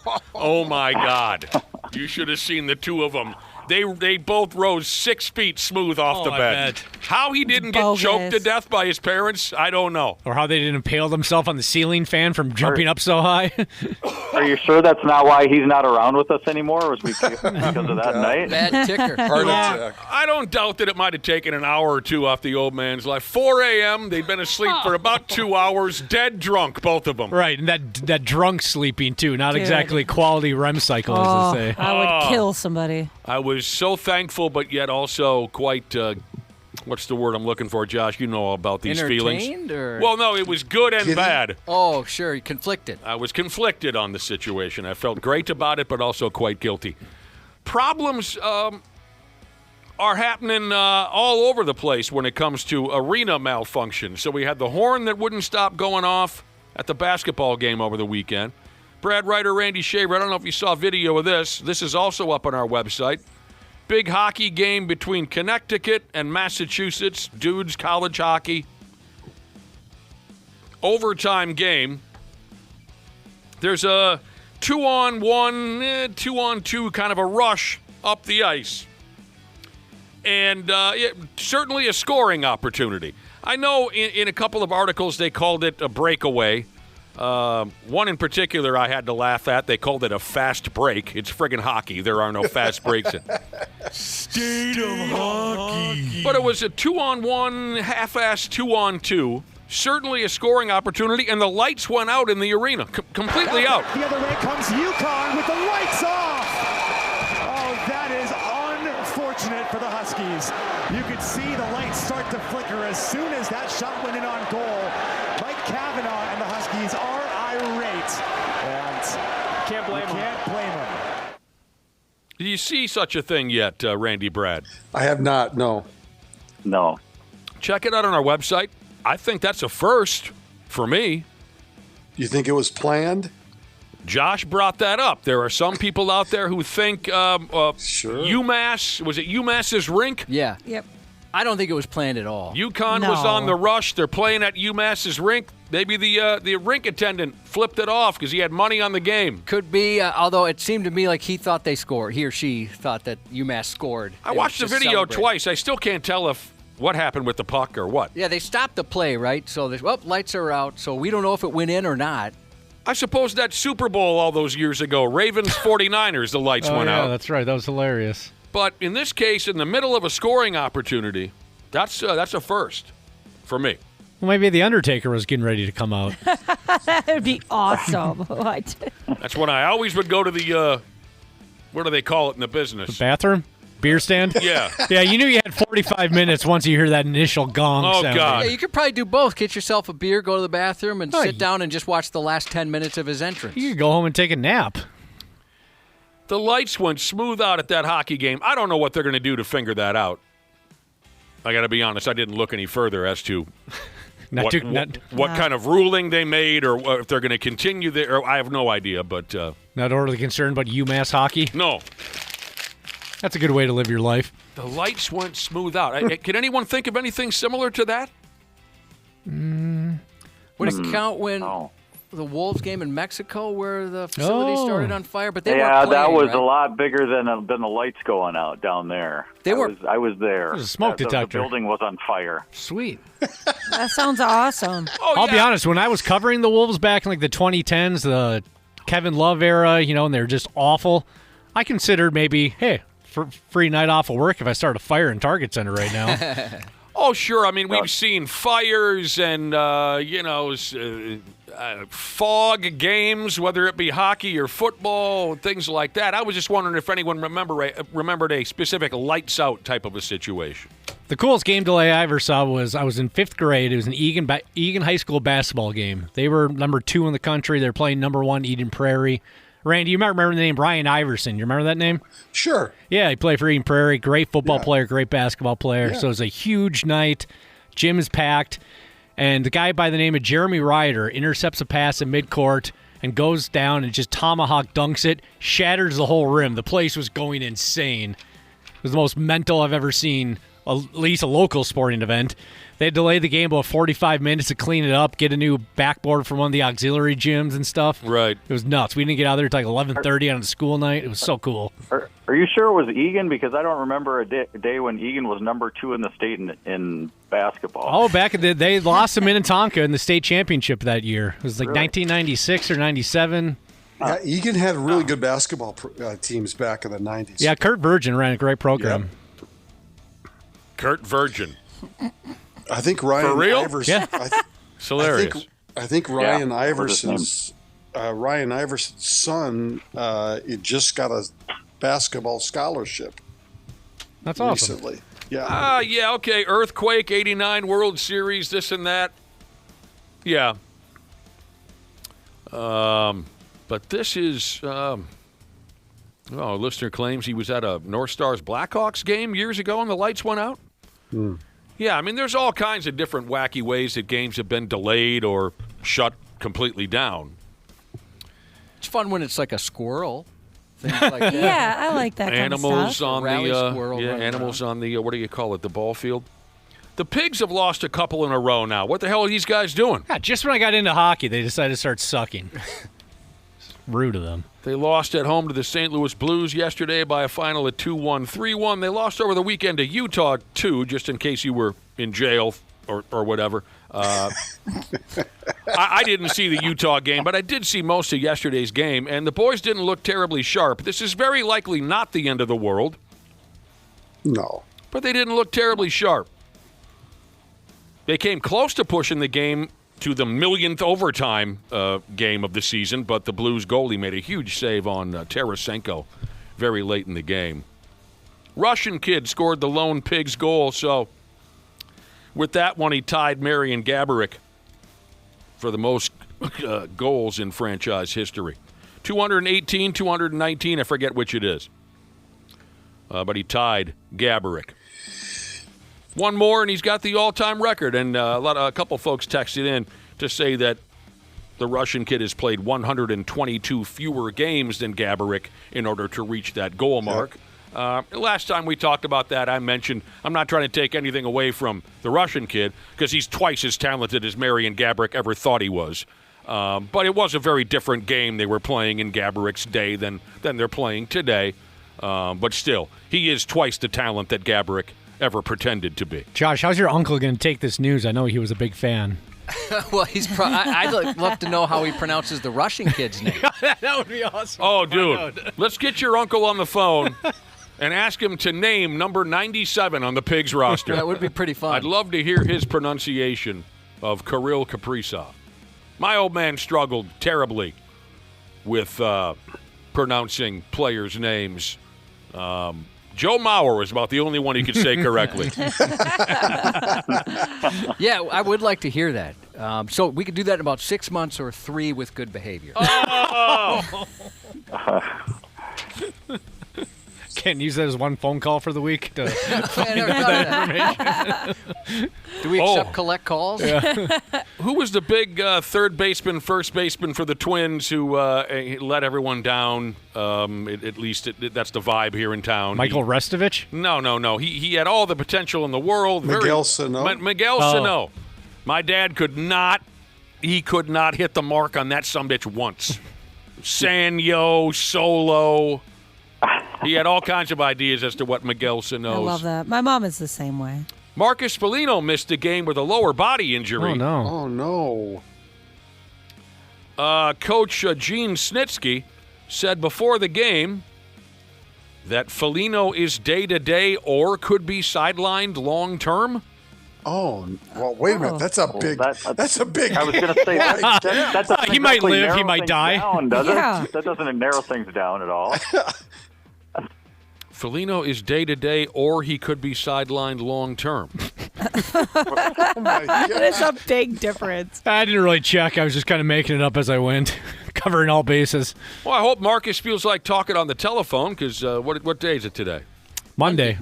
Wednesdays we usually jaw jack with friggin' Marcus. I'm guessing he'll narrow it down a little bit more than that for us.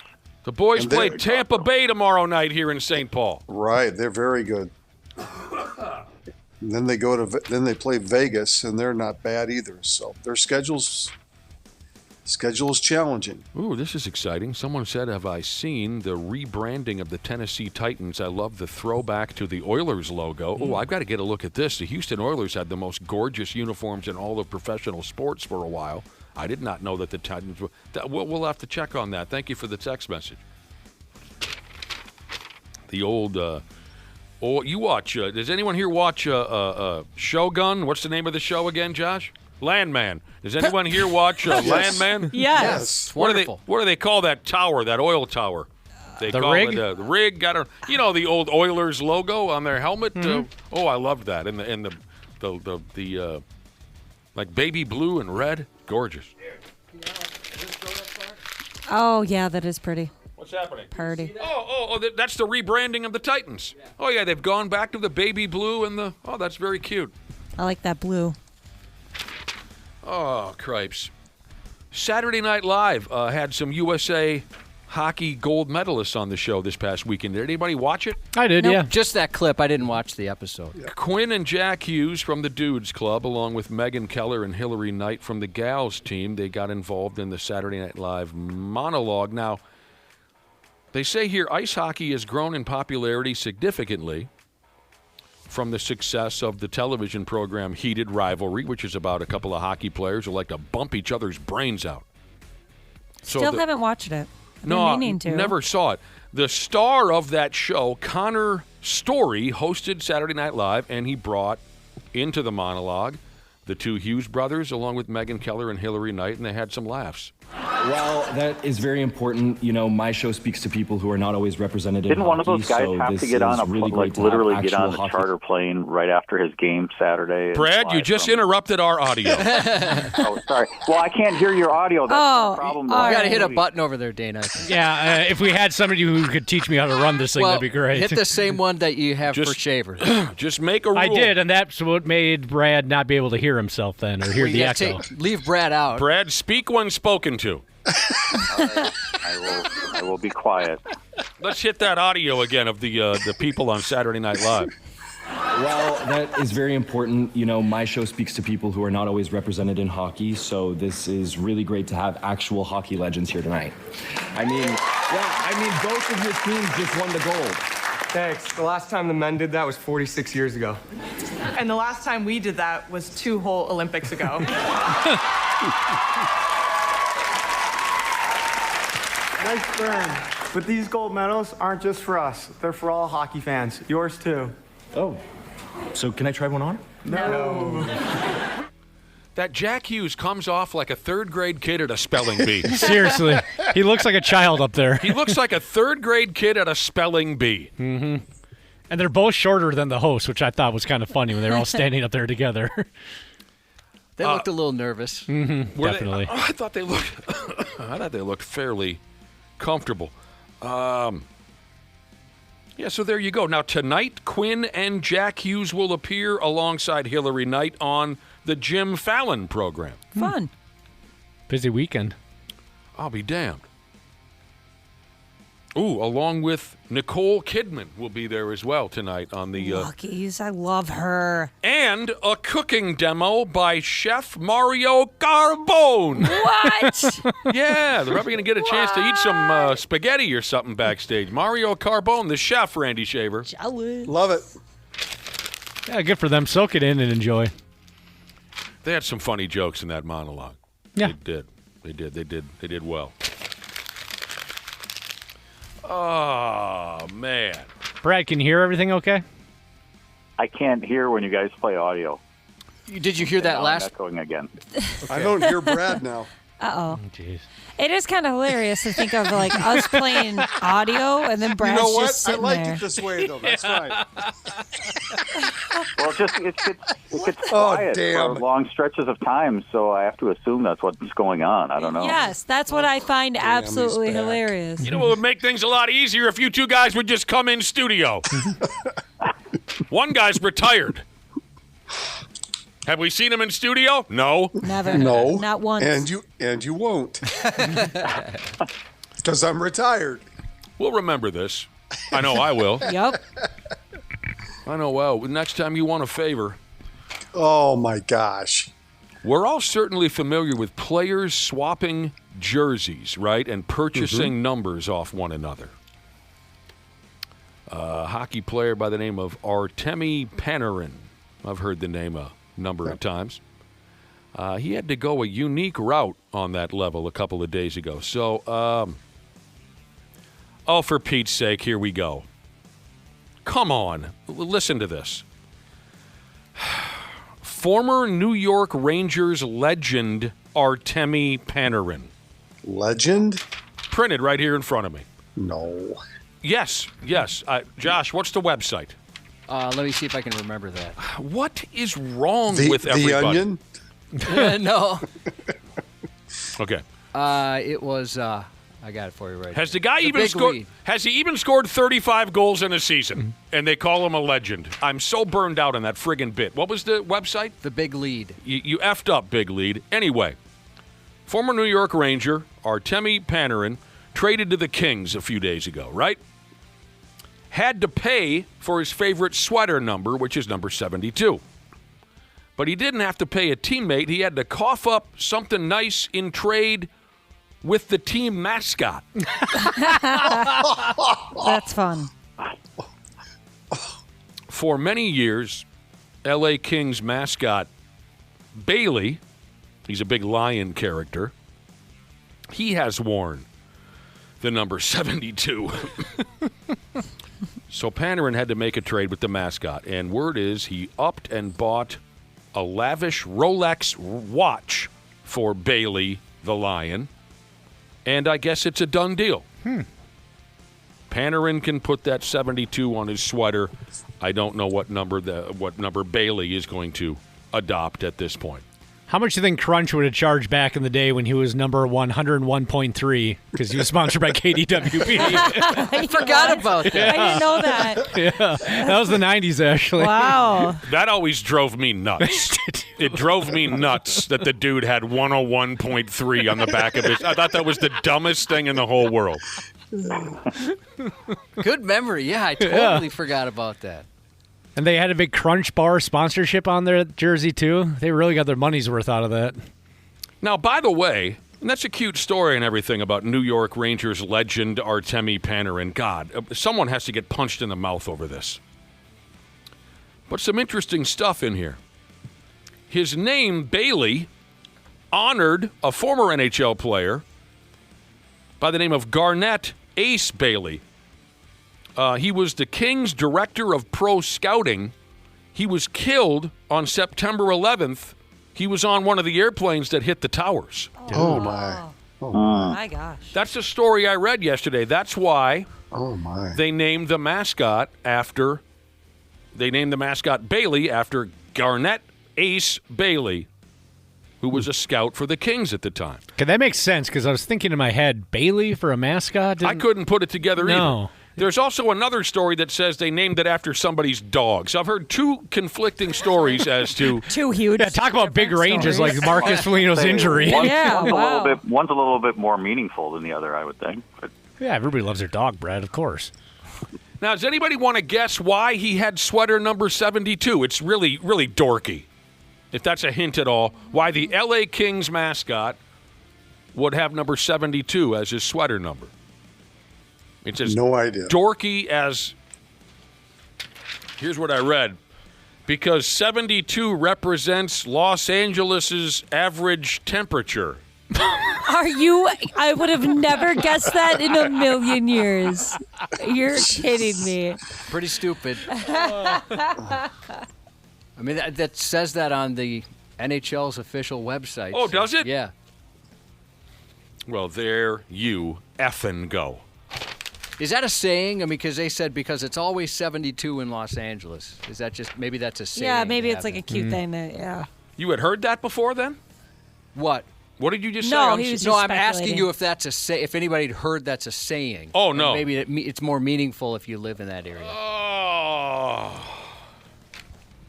Let me give you a heads up on the matchups for this year's boys high school hockey tournament so you're ready by Wednesday or whenever they kick that deal in the ass, okay? Let me give you a heads up on that. Oh, wait, before we get to the high school hockey.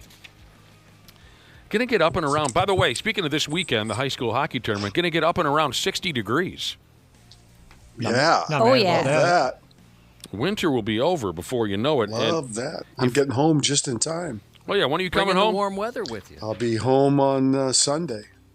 If you come in studio tomorrow, I'll give you a ride home from the airport. And then he'll take you right back after the show. Yeah. To the airport. Find your own way home. God, that brings up one of the greatest nights I ever had. One of the greatest drinking nights we ever had at the old Sunsets in Wayzata. Now it's Cove?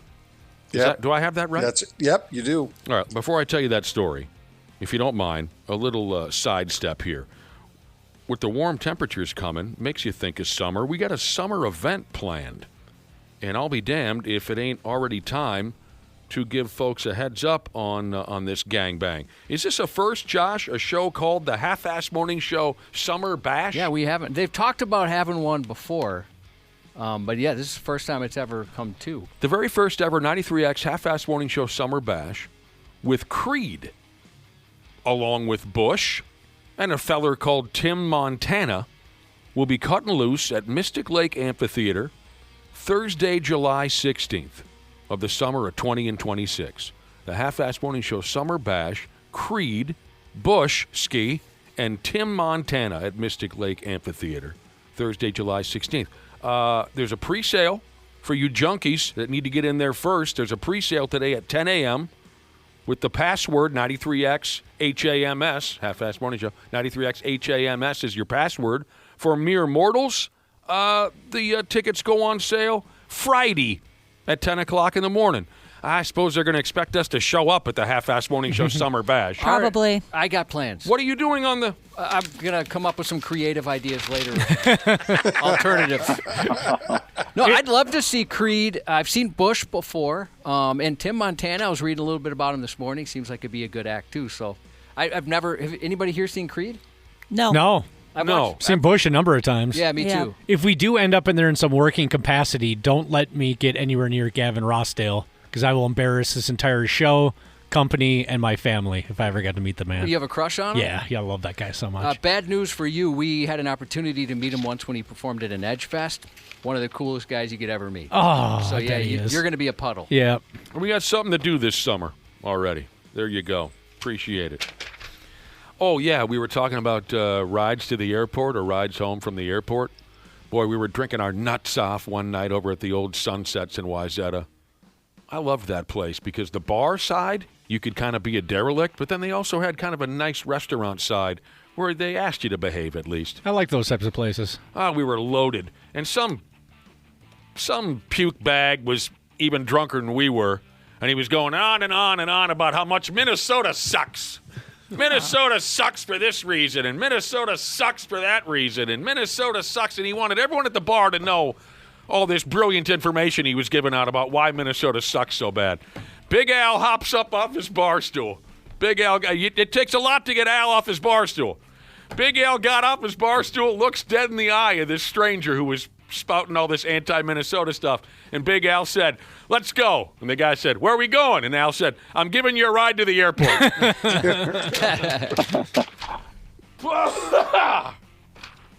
All right, the high school hockey tournament coming up.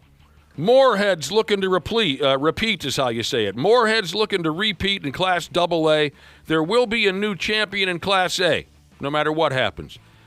Class A begins on Wednesday. Here you go. Hibbing, Dodge County. Southeast part of the state. Right? Dodge County? Yeah. Yep. Yeah. Yep. Blooming Prairie. What else is down there besides Blooming Prairie? Dodge Center, obviously. Hayfield, Austin. Dude. It's down Rochester, that area. is that Dodge Yep. County? Really? Oh, okay. Yeah, that's Freeborn County. Yeah, it's yeah, a yeah. different one? Yeah. Casson. Close, though. Matamidi St. Cloud Cathedral. Delano. Delano. Who invited Delano? For Christ's sake. Delano's so fun. Delano plays Mankato West. War Road versus Northern Lakes. Ooh, you know what that means, don't you, Cubby? What's that? Hot Tub's coming to town. Oh, yeah? My old bro, Hot Tub, he's got a kid who plays on the Northern Lakes roster. Oh, yeah? Boy, I don't think I've seen him in over 20 years. Oh, brace yourselves. It's bad. Brace yourselves. It's good and bad, Ashley. I've seen the good and bad out of Hot Tub. Remember he threw that boot? He's the boot guy. Yeah. Double A, Minnetonka, Gentry Academy? I'm not familiar. No. Private. Rosemount, Grand Rapids, Moorhead, Lakeville South, Edina, Andover. Coming up, I'm going to keep this because that's coming up on Wednesday. Brother and Sisterhood says that Rochester is Olmsted County. Thanks for the education. Oh, sorry. Olmsted. Nice road win for the Wolves yesterday. Winning in the Wolves. They got a win in Denver. Yeah. I'm sorry, that Denver team, I know they're banged up. I know they got a lot of guys hurt, but they're just not very good. I don't think. That's the first I've seen of this season, I believe, the Denver Nuggets. They really need their injured guys back because the guys that are filling in, and the Wolves would be likely the same way. Yeah. They just don't. They're so beatable. It's crazy. They're very similar teams in that if you eliminate one person off of that team, they become very less than average. Yeah, here's the thing. Yeah. You know, earlier this season when Jokic was hurt, they were doing really well without him. Well, that's come to an end because when Jokic was on the bench yesterday, they were garbage. Yes. They were garbage. And Aaron... That's why he's been the MVP so many years because people who vote on that award realize that without him, they go from a top 4 team in the West to a lottery team. I also think that Porter for Cameron Johnson trade turned out to be a bust for Denver. They really miss Porter a lot on their offensive side. Yeah. Yep. Who's the guy that looks like he spends all of his time smoking meth? He was hurt, too, yesterday. Aaron Gordon. Well, Aaron Gordon, He should be back, though. He's coming back. Good game for Edwards, Bones Highland. Nas had some highlight reel Bones stuff. Highland was great. They went ahead and won all 3 of this latest run of road games. Rudy I think they've won 4 in a row, which is it a franchise record? I'm or sorry? season record? On the road. I think they've won 4 straight road games. Oh. Would that be the best they've done this season? Best stretch on the road this season? I think for this season, for sure. But maybe for the franchise, too. The Memphis Grizzlies play here tomorrow night. You know what would make me very happy? If Rudy Gobert would just stop what he's doing, beat Shaquille O'Neal. Seriously. Why? Beat his ass on live television and get it over with. Just can't stand Why it. does he hate Rudy so Because he's jealous. Yeah. He's jealous. It's coming He's across not that way now. jealous. You don't think he's jealous? Why else? He always talks about the money. It's always the money. He's jealous of the money. If he's jealous of the money, he doesn't think, obviously, Rudy deserves the money that he's getting. Exactly. Because he does not think that Rudy is a complete player as a center. That's exactly. No, Yeah. Think about what people thought of Rudy Gobert before he came here. I mean, we've got a little different view of him now because No, we he's don't. wearing our jersey. Yeah, we do, a little bit. Only the sixth graders might. I think fully grown basketball fans know that it's the same Rudy that was in Utah. No, he's kind of been a dork, a little bit of a dork. I mean... Well, yeah, sure. But Shaquille O'Neal will not let it go. He takes shots at Gobert constantly, calls him soft. Rudy needs to invade that TNT show or whatever channel that show is on and just beat his ass. It's not even just the show. It's anytime he's on a podcast. And right. Nobody brings up Rudy Gobert, but Shaq brings it out of nowhere. It's kind of creepy at this point. Actually, no, I like DiVincenzo. I'm going to take it out on soft-ass Rudy Gobert. Boy, it didn't have to take this turn. Dante DiVincenzo says I'm shooting like Shaq. Just leave it at that. Oh, yeah, DiVincenzo said at halftime. At free throws. Yeah. Is that correct? DiVincenzo missed a couple free throws. They put a mic in his face at halftime. He said, I'm shooting like Shaq. He was mic'd for the game, yes. Oh, mic'd for the game? Yes, yeah. So... You know, it's constant. You know, Shaq's a douche. He once put a toothbrush up his ass. It wasn't his toothbrush. It was his teammate's toothbrush, and then watched that teammate brush his teeth with his ass. This is not a good person. I've had my fill on all 4 of those guys, to be honest with you. You heard the reaction of his coworkers when he brought it up again. Oh, here we go again. Yeah, when he brought up Rudy again. Mm-hmm. It's just tired. Rudy needs to beat his ass. And everyone knows, Brad, I think only kids are the ones that have that. Oh, he's on our team now. He's great. I think you need to give Wolves fans a little more credit than that. We know what we're looking at when we see Rudy out there. You know what I mean? Hello? Yeah, boy. Oh. You know, I mean. I was making sure you weren't playing an audio clip. Oh. I mean, I know Rudy's a dork, and I know he's got the offensively speaking, there are 9th graders who have worst hands ever. Yeah, terrible. We all know the downside of Rudy, personality and otherwise. I mean, I want to see him take Shaq out. Kevin Durant of the Houston Rockets scored 32 points Saturday night in a game against Miami. That's his 432nd 30-point game of his career. That moved him ahead of Kobe Bryant for 5th place on the NBA's all-time list for most 30-point games, and brought him just 3 games away from Karl Malone for the 4th spot. Yeah, but it's the conversation between him and Tyler Hero that was fun to watch in that game. I missed it. What happened? Oh, a lot of jaw-jacking between Tyler Hero and Durant. A lot of name-calling. Oh, yeah? During that game, yeah. The top 4 guys when it comes to 30-point games in their career. So what was I saying? 5th place, Kevin Durant.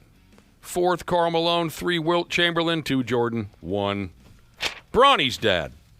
Golden Gopher women beat Illinois yesterday by 5, so they've clinched the number 4 seed and a double bye in the Big Ten tournament. Good for them. Yeah, I was wondering the last time the Gopher men's or women's team got the double bye in the Big Ten tournament. It's been a while.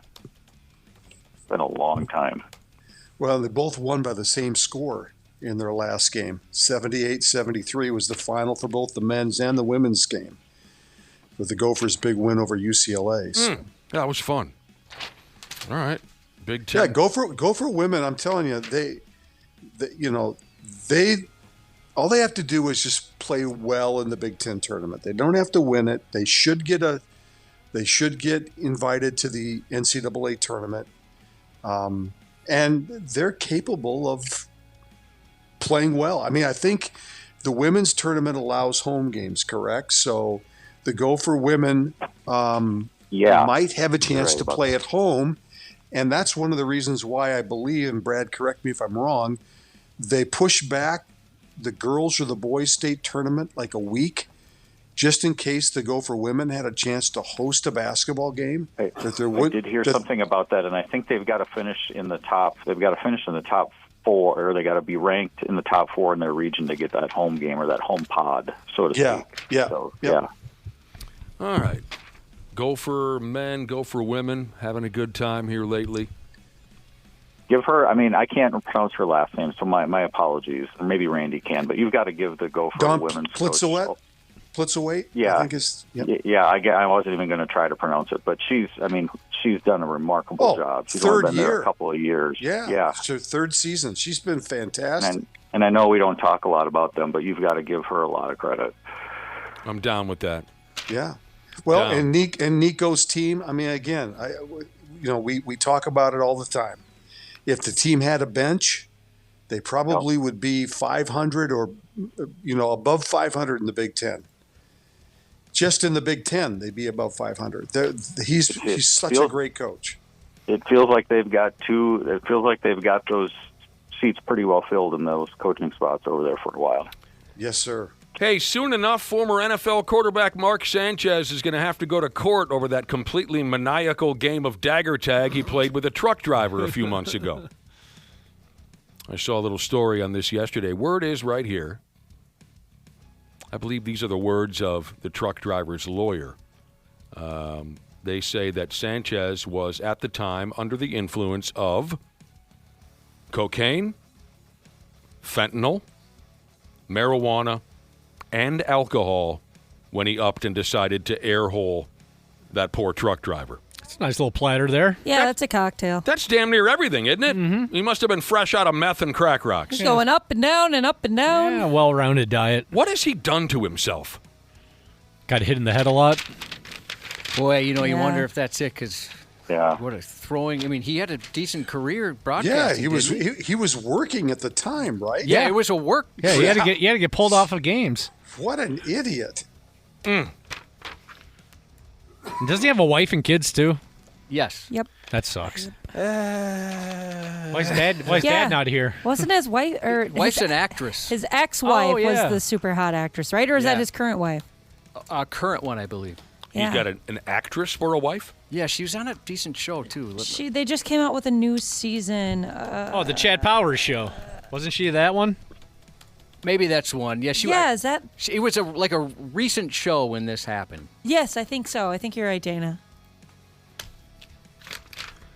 I'm looking forward to that deal, that court case. I'd like to see some highlights of that along the way. Is there a court TV type of a thing, Josh, that might air that thing? I don't know. Have they said if this is going to be aired? I have no idea. I guess I haven't paid too much attention. And finally, as you know, the sad-ass Minnesota Vikings have made it fairly clear that they intend to bring a veteran quarterback in to compete with silly J.J. McCarthy. A new report suggests that they might just smooth gas McCarthy entirely before the season starts. No. That would be wonderful. According to someone named Tony Pauline of something called Essentially Sports, the Vikings are ready to, quote, move on from McCarthy completely. Now, that sounds fun. That does. I'd go buy his jersey off the discount rack if that happens. You would? Yeah. Just to troll people? Yeah, it's a good one to have in the closet. I love bad jerseys. What's the worst one you got? He gave it away to me. Oh, yeah, I gave you a Byung-Ho Park Minnesota Twins jersey. I got it for. I can top you on that one. Yeah, what do you I got? got a Twins one that can top one. Brett Boone. Oh, man, he was here for 30 minutes. He was here for two weeks, I think. That's amazing. I still hate myself for giving away my Lou Ford jersey. Yes. That's a classic. Worst? Oh, God. I was never a huge jersey guy, but certainly dabbled. Mm-hmm. I think I can give you. I think I win the contest for worst jersey ever when you consider everything. Lawrence Phillips, San Francisco 49ers. That's impressive. Am I right about this? Lawrence Phillips The running back? Yes, went to Nebraska. Did he not go to prison for killing somebody? He was great at Nebraska. Yeah, somebody look him up. What was his? I think he played for the Rams, and then yeah. Is he dead, alive? I know he went to prison for something awful. Don't remember his whole But there's deal. got to be folks out there who still have Aaron Hernandez jerseys. Oh, yeah. Ray Caruth, Yeah. maybe. Mm-hmm.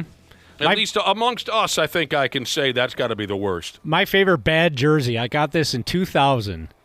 It was in a shopping mall in Iowa. The XFL, the original XFL, had recently folded. And on the discount rack, I found this just obnoxious teal and maroon and black Memphis Maniacs jersey. Right on. And I still like to throw it out and put it on every once and again. And it's funny, referee Rob Page, local legend. You know him, of course. Sure. We all do. He was at like this retro convention selling, 80s Nikes and things like that. And he found the exact same one, Memphis Maniacs jersey, and bought it. So him and I are just going to wear it out one night. Have people be like, why are there two guys here that are really into the Memphis Maniacs? Do you remember the player He Hate Me? Yes. Sure. I just saw one of those last year. Did you? Yeah, at a Wild game. Oh, Somebody was wearing a man. He Hate Me What jersey. about Jamarcus Russell? Don't you have Jamarcus Russell? I got Jamarcus Russell jerseys as well. What do you want? I gotta have a Jamarcus Russell jersey. I'll get. You got home and away? I don't remember exactly. I have this big tub of jerseys I don't wear very often. So Bring them in. I'm gonna have to dig through that. Will you bring them into the studio? We can just look through them because that is really fat. I'm drawn to such a thing. Bring in a big bucket full of piss poor jerseys. Yeah, you and Kevin Smith have the most jerseys We do. of anybody I've ever seen. If I had it my way, I'd wear jerseys everywhere. But I've been told many times by my wife that's. You're past that point in your life. She's like, Dana, I'm like, you wear jerseys too, and she goes, yeah. on game day when I'm going to the game. You're wearing a Josh Allen jersey on July 16th. It makes no Going sense. to Target on a Sunday afternoon. Yes. That's crazy. So man. it's still a big part of your wardrobe. See, I have. Oh my God! And I think I could rival. I could have rivaled you, but I've thrown away so many. Yeah, or given them away. What do you call it? Yeah, but pass it along or donate. Yeah, donated it to. What do they call those joints? Goodwill. Yeah, thank you. Here's one. CPR with a little tongue, Jesus, says he just got rid of his Darren Sharper Vikings jersey. Oh, dude. Oh, I saw that one. one. You got to burn that one. I saw that one at the bar What a puke. a couple seasons ago, and I said to the guy, It's not funny. He goes, "Well, it's No. my only jersey." I'm like, "I will It's go to not Goodwill funny. right now and Yeah. get you, Right. a whatever, a Jared Allen jersey for Come on. $4." Not Friggin' funny. ridiculous. Yeah, why would you do that? Yeah, I'd love to see your bucket full. I don't wear jerseys a lot at all anymore because I think I'm too old for it. I think I look silly. I really do. No offense, Dana, but I think once you cross over about 30 years old, I'm completely aware of how ridiculous I you look like a giant sixth grader, you know. But I mean, maybe I'll try it again. I don't know. Bring them in. That's really interesting. My wife also likes to point out, you do realize how much younger that person is that you're wearing his jersey of, right? Yeah, that's always made me feel a little weird. That's a 23-year-old man, Dana. You're 40. We got to get going, Randy and Brad. You had another thought on that, Ashley? No, I've made that comment before that it starts to weird me out a little bit. If there's like a 20-year difference, It's just sad. yeah, it's time to put that baby away. Yeah, I had Tim Couch going there for a while. We got Randy the Joey Harrington. Joey one. Harrington. Do you still have yes. that, Randy? No. I had Mike Greenberg. What was his name again? Glennon. Mike Glennon. Mike Glennon, the long neck. You loved Mike Glennon. I had Mike Glennon, Bears jersey there. A lot of them I've thrown away. We'll talk to you guys later. See ya. Half-assed morning show. 93X. Well, hello to all the wonderful podcasters out there, wherever in the world you're listening right now. We truly appreciate it. Dana here. Yeah, I'm a sports junkie, I'm a wing lover, and of course a Smart Club member because I trust my home comfort to standard heating and air conditioning, and I really think you should too. Right now it's HVAC Mania, and these deals will help offset the cost when your brackets get busted. You can score a $45 coupon on a furnace tune-up, normally $148. And no, it's never too late to show your furnace some love. And if your system's about to crash out like a 5-seat against a 12, now's the time to replace it on your schedule with 0% financing from Standard Heating and Air Conditioning. Go to standardheating.com and mention 93X. Standard Heating and Air Conditioning, providing the comfort you deserve since 1930. Years of hard work, and now you've got pain in your back, your shoulders, your knees, maybe your joints. You need help. Randy Shaver here with the answer. Dave Bialke. He's got over 30 years experience in getting workers' compensation benefits for people just like you. Don't suffer. Call Bialke Law today. 763-571-2410 or go to bialkelaw.com. That's BIALKE law.com. And it spells relief for you. The Half-Assed Morning Show. Minnesota's 93X. Friggin' Monday. Stupid Monday. Appreciate you. We do. That's how the young people are saying it these days. Appreciate you, and we absolutely do. Appreciate you listening to the 93X Half-Assed Morning Show. Seems like we've been talking a lot about driving lately. What is it? Is it the return of the NASCAR season? Is it creeping into our subconscious somehow? It seems like we've been talking a lot about driving. The summer season's coming up. Maybe that's part of it. People are thinking more about it. You got a 3-time NASCAR champ in Michael Jordan. Maybe that's kind of coming to mind. Something like that. Earlier, Josh said he took a ride with a permitted driver over the weekend. Just a handful of days in. Yeah. Wednesday, got the permit. Yesterday, took the ride. Years ago, I was about 30 years old, I'm going to take a guess, in that wheelhouse. I got too drunk at a rock concert, and a 15-year-old kid that I knew at the time gave me a ride home. He didn't want to. I made him do it. And a couple days later, someone told me that since I was the only licensed driver in the car, if we had been pulled over, I would have received a DWI for having a permitted driver behind the wheel while I was drunk. Now, I don't know if that's true or if it was true, but that made me nervous. I didn't know the you could get a D-dub, but certainly trouble, right? You're supposed to be sober. All right. Folks have been jaw-jacking back and forth about the most annoying thing that passengers do in your motor vehicle. The most annoying things that passengers do in your car. Messing around with the radio, by the way, made the top 10. Sure. You don't start finger banging someone's car stereo without asking permission. What are you nuts? Don't do that. The rule's always been the driver gets to pick. The driver chooses what you're listening to. Mm-hmm. All right.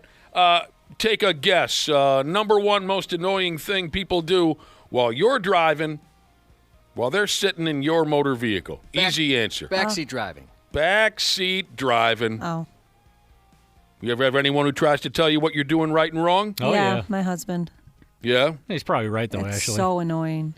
I was going to ask, is he correct? Do you No, he's not right. Not in my mind. Sometimes he's right. I'll give him that. Every once in a while, I'm like, yeah, that was my B.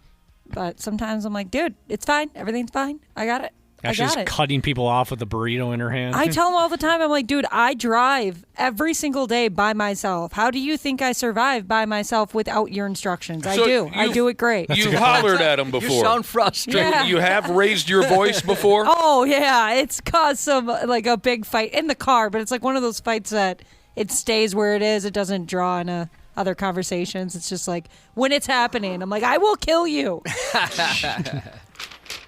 I learned that I wasn't right, or she wasn't right for me.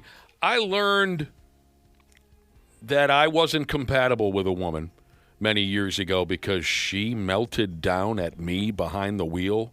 It was like a crazy person screaming bloody murder type meltdown.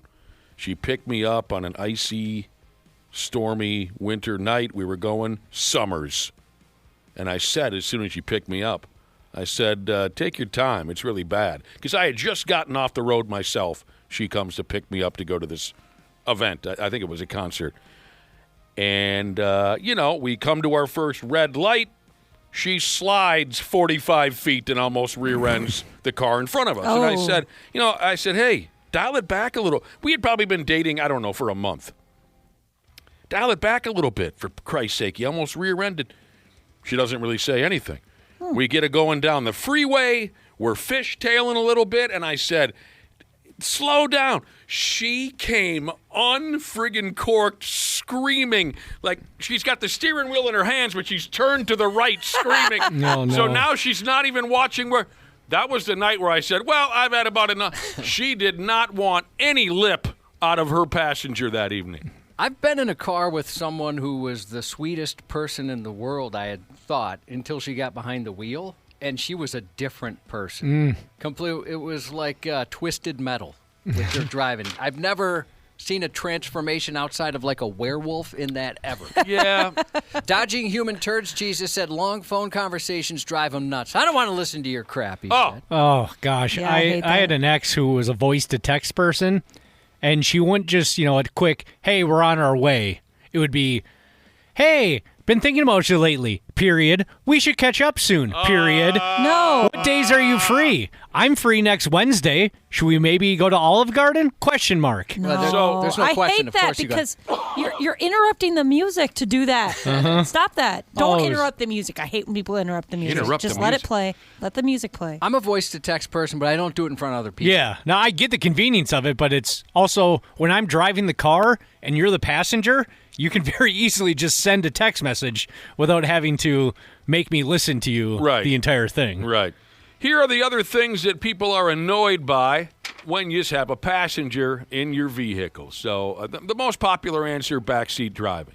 Leaving trash behind.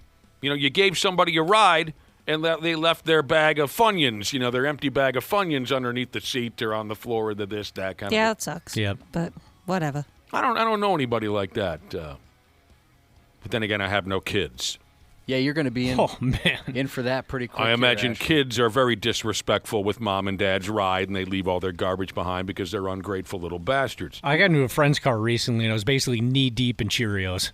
Yeah, in the Cheerios backseat. and Pirate's Booty. Uh-huh. You're going to get a lot of that. Complaining about your driving. I guess that's similar to backseat driving. It says right here, basically the same as backseat driving, just after the fact. Oh, okay, so you get to your destination, and they say, this, that, you could have taken that corner a little slow, whatever. Well, you're alive. It's fine. I got a pal who's obsessed with how quickly, there's a word I'm missing. I can't find the word. But a pal who's obsessed with the route you took. Oh. How does it compare to the route that he would take to any different destination? Hey, I went to St. Cloud last weekend. Oh, yeah? What, you just take 94? Yeah. Oh, well, see, I go up Highway 10, and I cut. So he's got the more accurate, again, there's a word I'm missing, but he's.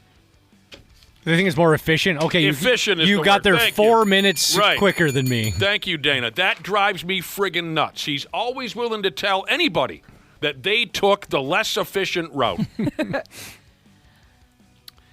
People get annoyed by folks eating messy or smelly food in their vehicle. Yeah, especially if it's a long car ride. I get that. You get some smelly something or other from the car's just going to smell like fast food the rest of the way.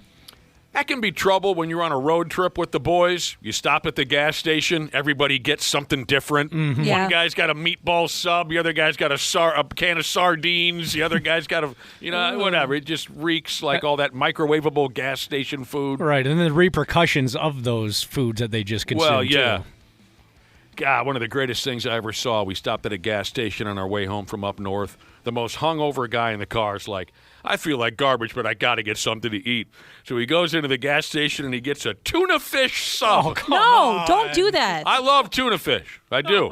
Gross. I'll damn near eat any tuna fish sandwich. It's one of my favorites. But this guy got this kind of lukewarm tuna fish sub from the roadside gas station in Bawabik or some nightmare, small town. And he brings it into the car. We're like, "You're sure that's the first thing you want to eat with your overhang? You want a tuna fish?" Yeah, maybe start with a bag of peanuts or something. We get out onto the interstate. He takes one bite out of that tuna fish sub, rolls down the window, throws the rest of it out the window. Oh God! Now that my mother is gone, I can light her up 6 ways from Saturday on this. Yelling when nothing's wrong. Someone who yells behind the wheel, "Look out! Oh no!" That was my mother. I've had to make a request with my wife because she won't do that, but what she'll do is, like, let's say we're going through an intersection, she'll be like, "Oh, I forgot to tell you." It's completely unrelated. And so I'm ready to slam on the brakes. I'm looking around like, oh, my God, what's going on? I've done that before. She's made me panic a couple times with her enthusiasm to bring something up that's unrelated to, and it's always at the worst time, Dude, like merging onto a freeway or whatever. And then she goes, "Oh, my God. Yeah, but, I forgot to tell you that your son failed his math test." Yeah, it's even usually less than that. Yeah, I was going to say, is it something like, Jenny at work got new running shoes or something? Like, okay. I remember pulling out onto a busy road when we were kids, and my buddy Joe Studley, Joe passed on years ago, Joe's in the passenger seat. I'm pulling out into busy traffic, and he goes, "Oh, my God." And so, I braced for death. And I said, once I realized we were fine, I said, "What?" And he goes, "Your trunk is open." Was that necessary? Yeah, I had to light him up on that. But people who yell out when you're behind the wheel, like, "Watch out, oh my God," things like that, yeah, please don't do that. If there's something wrong, I likely know about it already. And if there isn't something wrong, you're going to give somebody a heart attack. Mm-hmm. My mother would do one of the funniest things. My brother and I were in the front seat. My mother was in the back. We're driving home from up north. My brother, again, is behind the wheel. And he was passing cars on 169, 2-lane. And, he cut one a little close with the oncoming car. You know what I'm saying? And my mother from the back seat, this is what she screamed. "Oh, my God, we're going to die!" My brother friggin' on the brakes, pulled into a gas station. "Get your ass in there and drive." Want to scream out, "Oh, my God, we're going to die," while I'm driving? You're up next, lady. Got some great text messages here from our listening audience. when you're driving, you're behind the wheel, you got a passenger, the things they do to piss you off. Here's a listener, Josh, who says a couple of his passengers got in a taser fight while he was trying to. There was a taser fight in the car he's trying to drive. Are they fellow officers, or how does everybody have a taser in that situation? Speaking of officers, 6'10" cop Jesus said his wife looks in the side view mirror every time he signals to change lanes. It's like she doesn't trust me. Could just be habit, though. One of our listeners says, the other day my girlfriend shouted, "Oh my God, Christmas lights." Yeah, been there. But then when he was a passenger for her, he slightly sighed while he was in the passenger seat, and she said, "Don't do that while I'm driving." This person said, anytime my sister moves her head, the steering wheel goes in the same direction, which made a drive to Wyoming very scary, he said. Say that one more time. Anytime his sister turns her head, the steering wheel goes in the same direction. Oh, so she's a terrible driver? It sounds that way. Oh, wow. Okay, here's something annoying. When someone who is supposed to be giving you directions shouts at you to turn at the absolute last second. Oh, yeah, I've been with some bad navigators before. When passengers try to show you a video that they have on their phone. Oh my gosh, yeah, don't do that. I don't want to see that in general, let alone when I'm driving. One of my pals used to fart in my car. Fart in my car is how he put it, this listener. Right before I would drop him off. Just left one for you? That's a good friend. That was his thing. He'd leave you some gas. I hate driving drunk people because I'm always afraid they're going to throw up. Let's go to Taco Bell! Oh, I have a lot of experience being a sober kid. I bet you have, Josh. One time I had somebody in my car that, I knew he was already puking that night. And I had to drive him back to his car. And I was just like, dude, I had a new car at the time. I was like, I swear to God. Like, I will pull this car over and leave you. You drove him back to his car. Yeah. Hopefully for him to sleep in it. No, I'm sorry. Yeah, that sounded really bad. Back to the location where his car was. I mean, there's so many reasons to hate being the sober driver. The fear of one of them yakking all over the backseat of your car. They're loud. They think they're funny. Oh, why do they always think they're so funny? Josh, you've done it a billion times, I'm guessing. I have, yeah. Sometimes it's kind of fun, but you're right. The people that have a quote-unquote funny comment for absolutely everything where there's just no break, it's relentless, gets kind of old. Here's a listener who says, every time I fall asleep behind the wheel, my wife totally freaks out. What's your problem?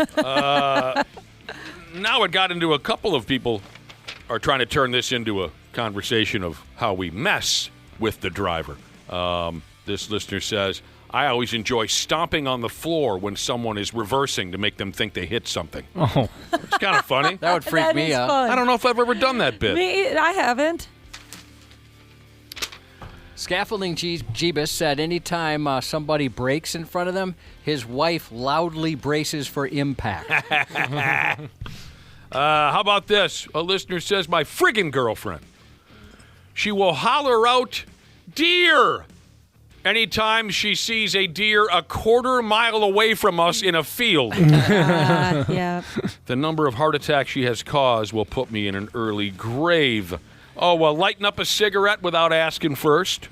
Another way that passengers annoy the driver. Oh, man. that would infuriate me if somebody did that. Telling me to speed because you made us late. Oh, sure.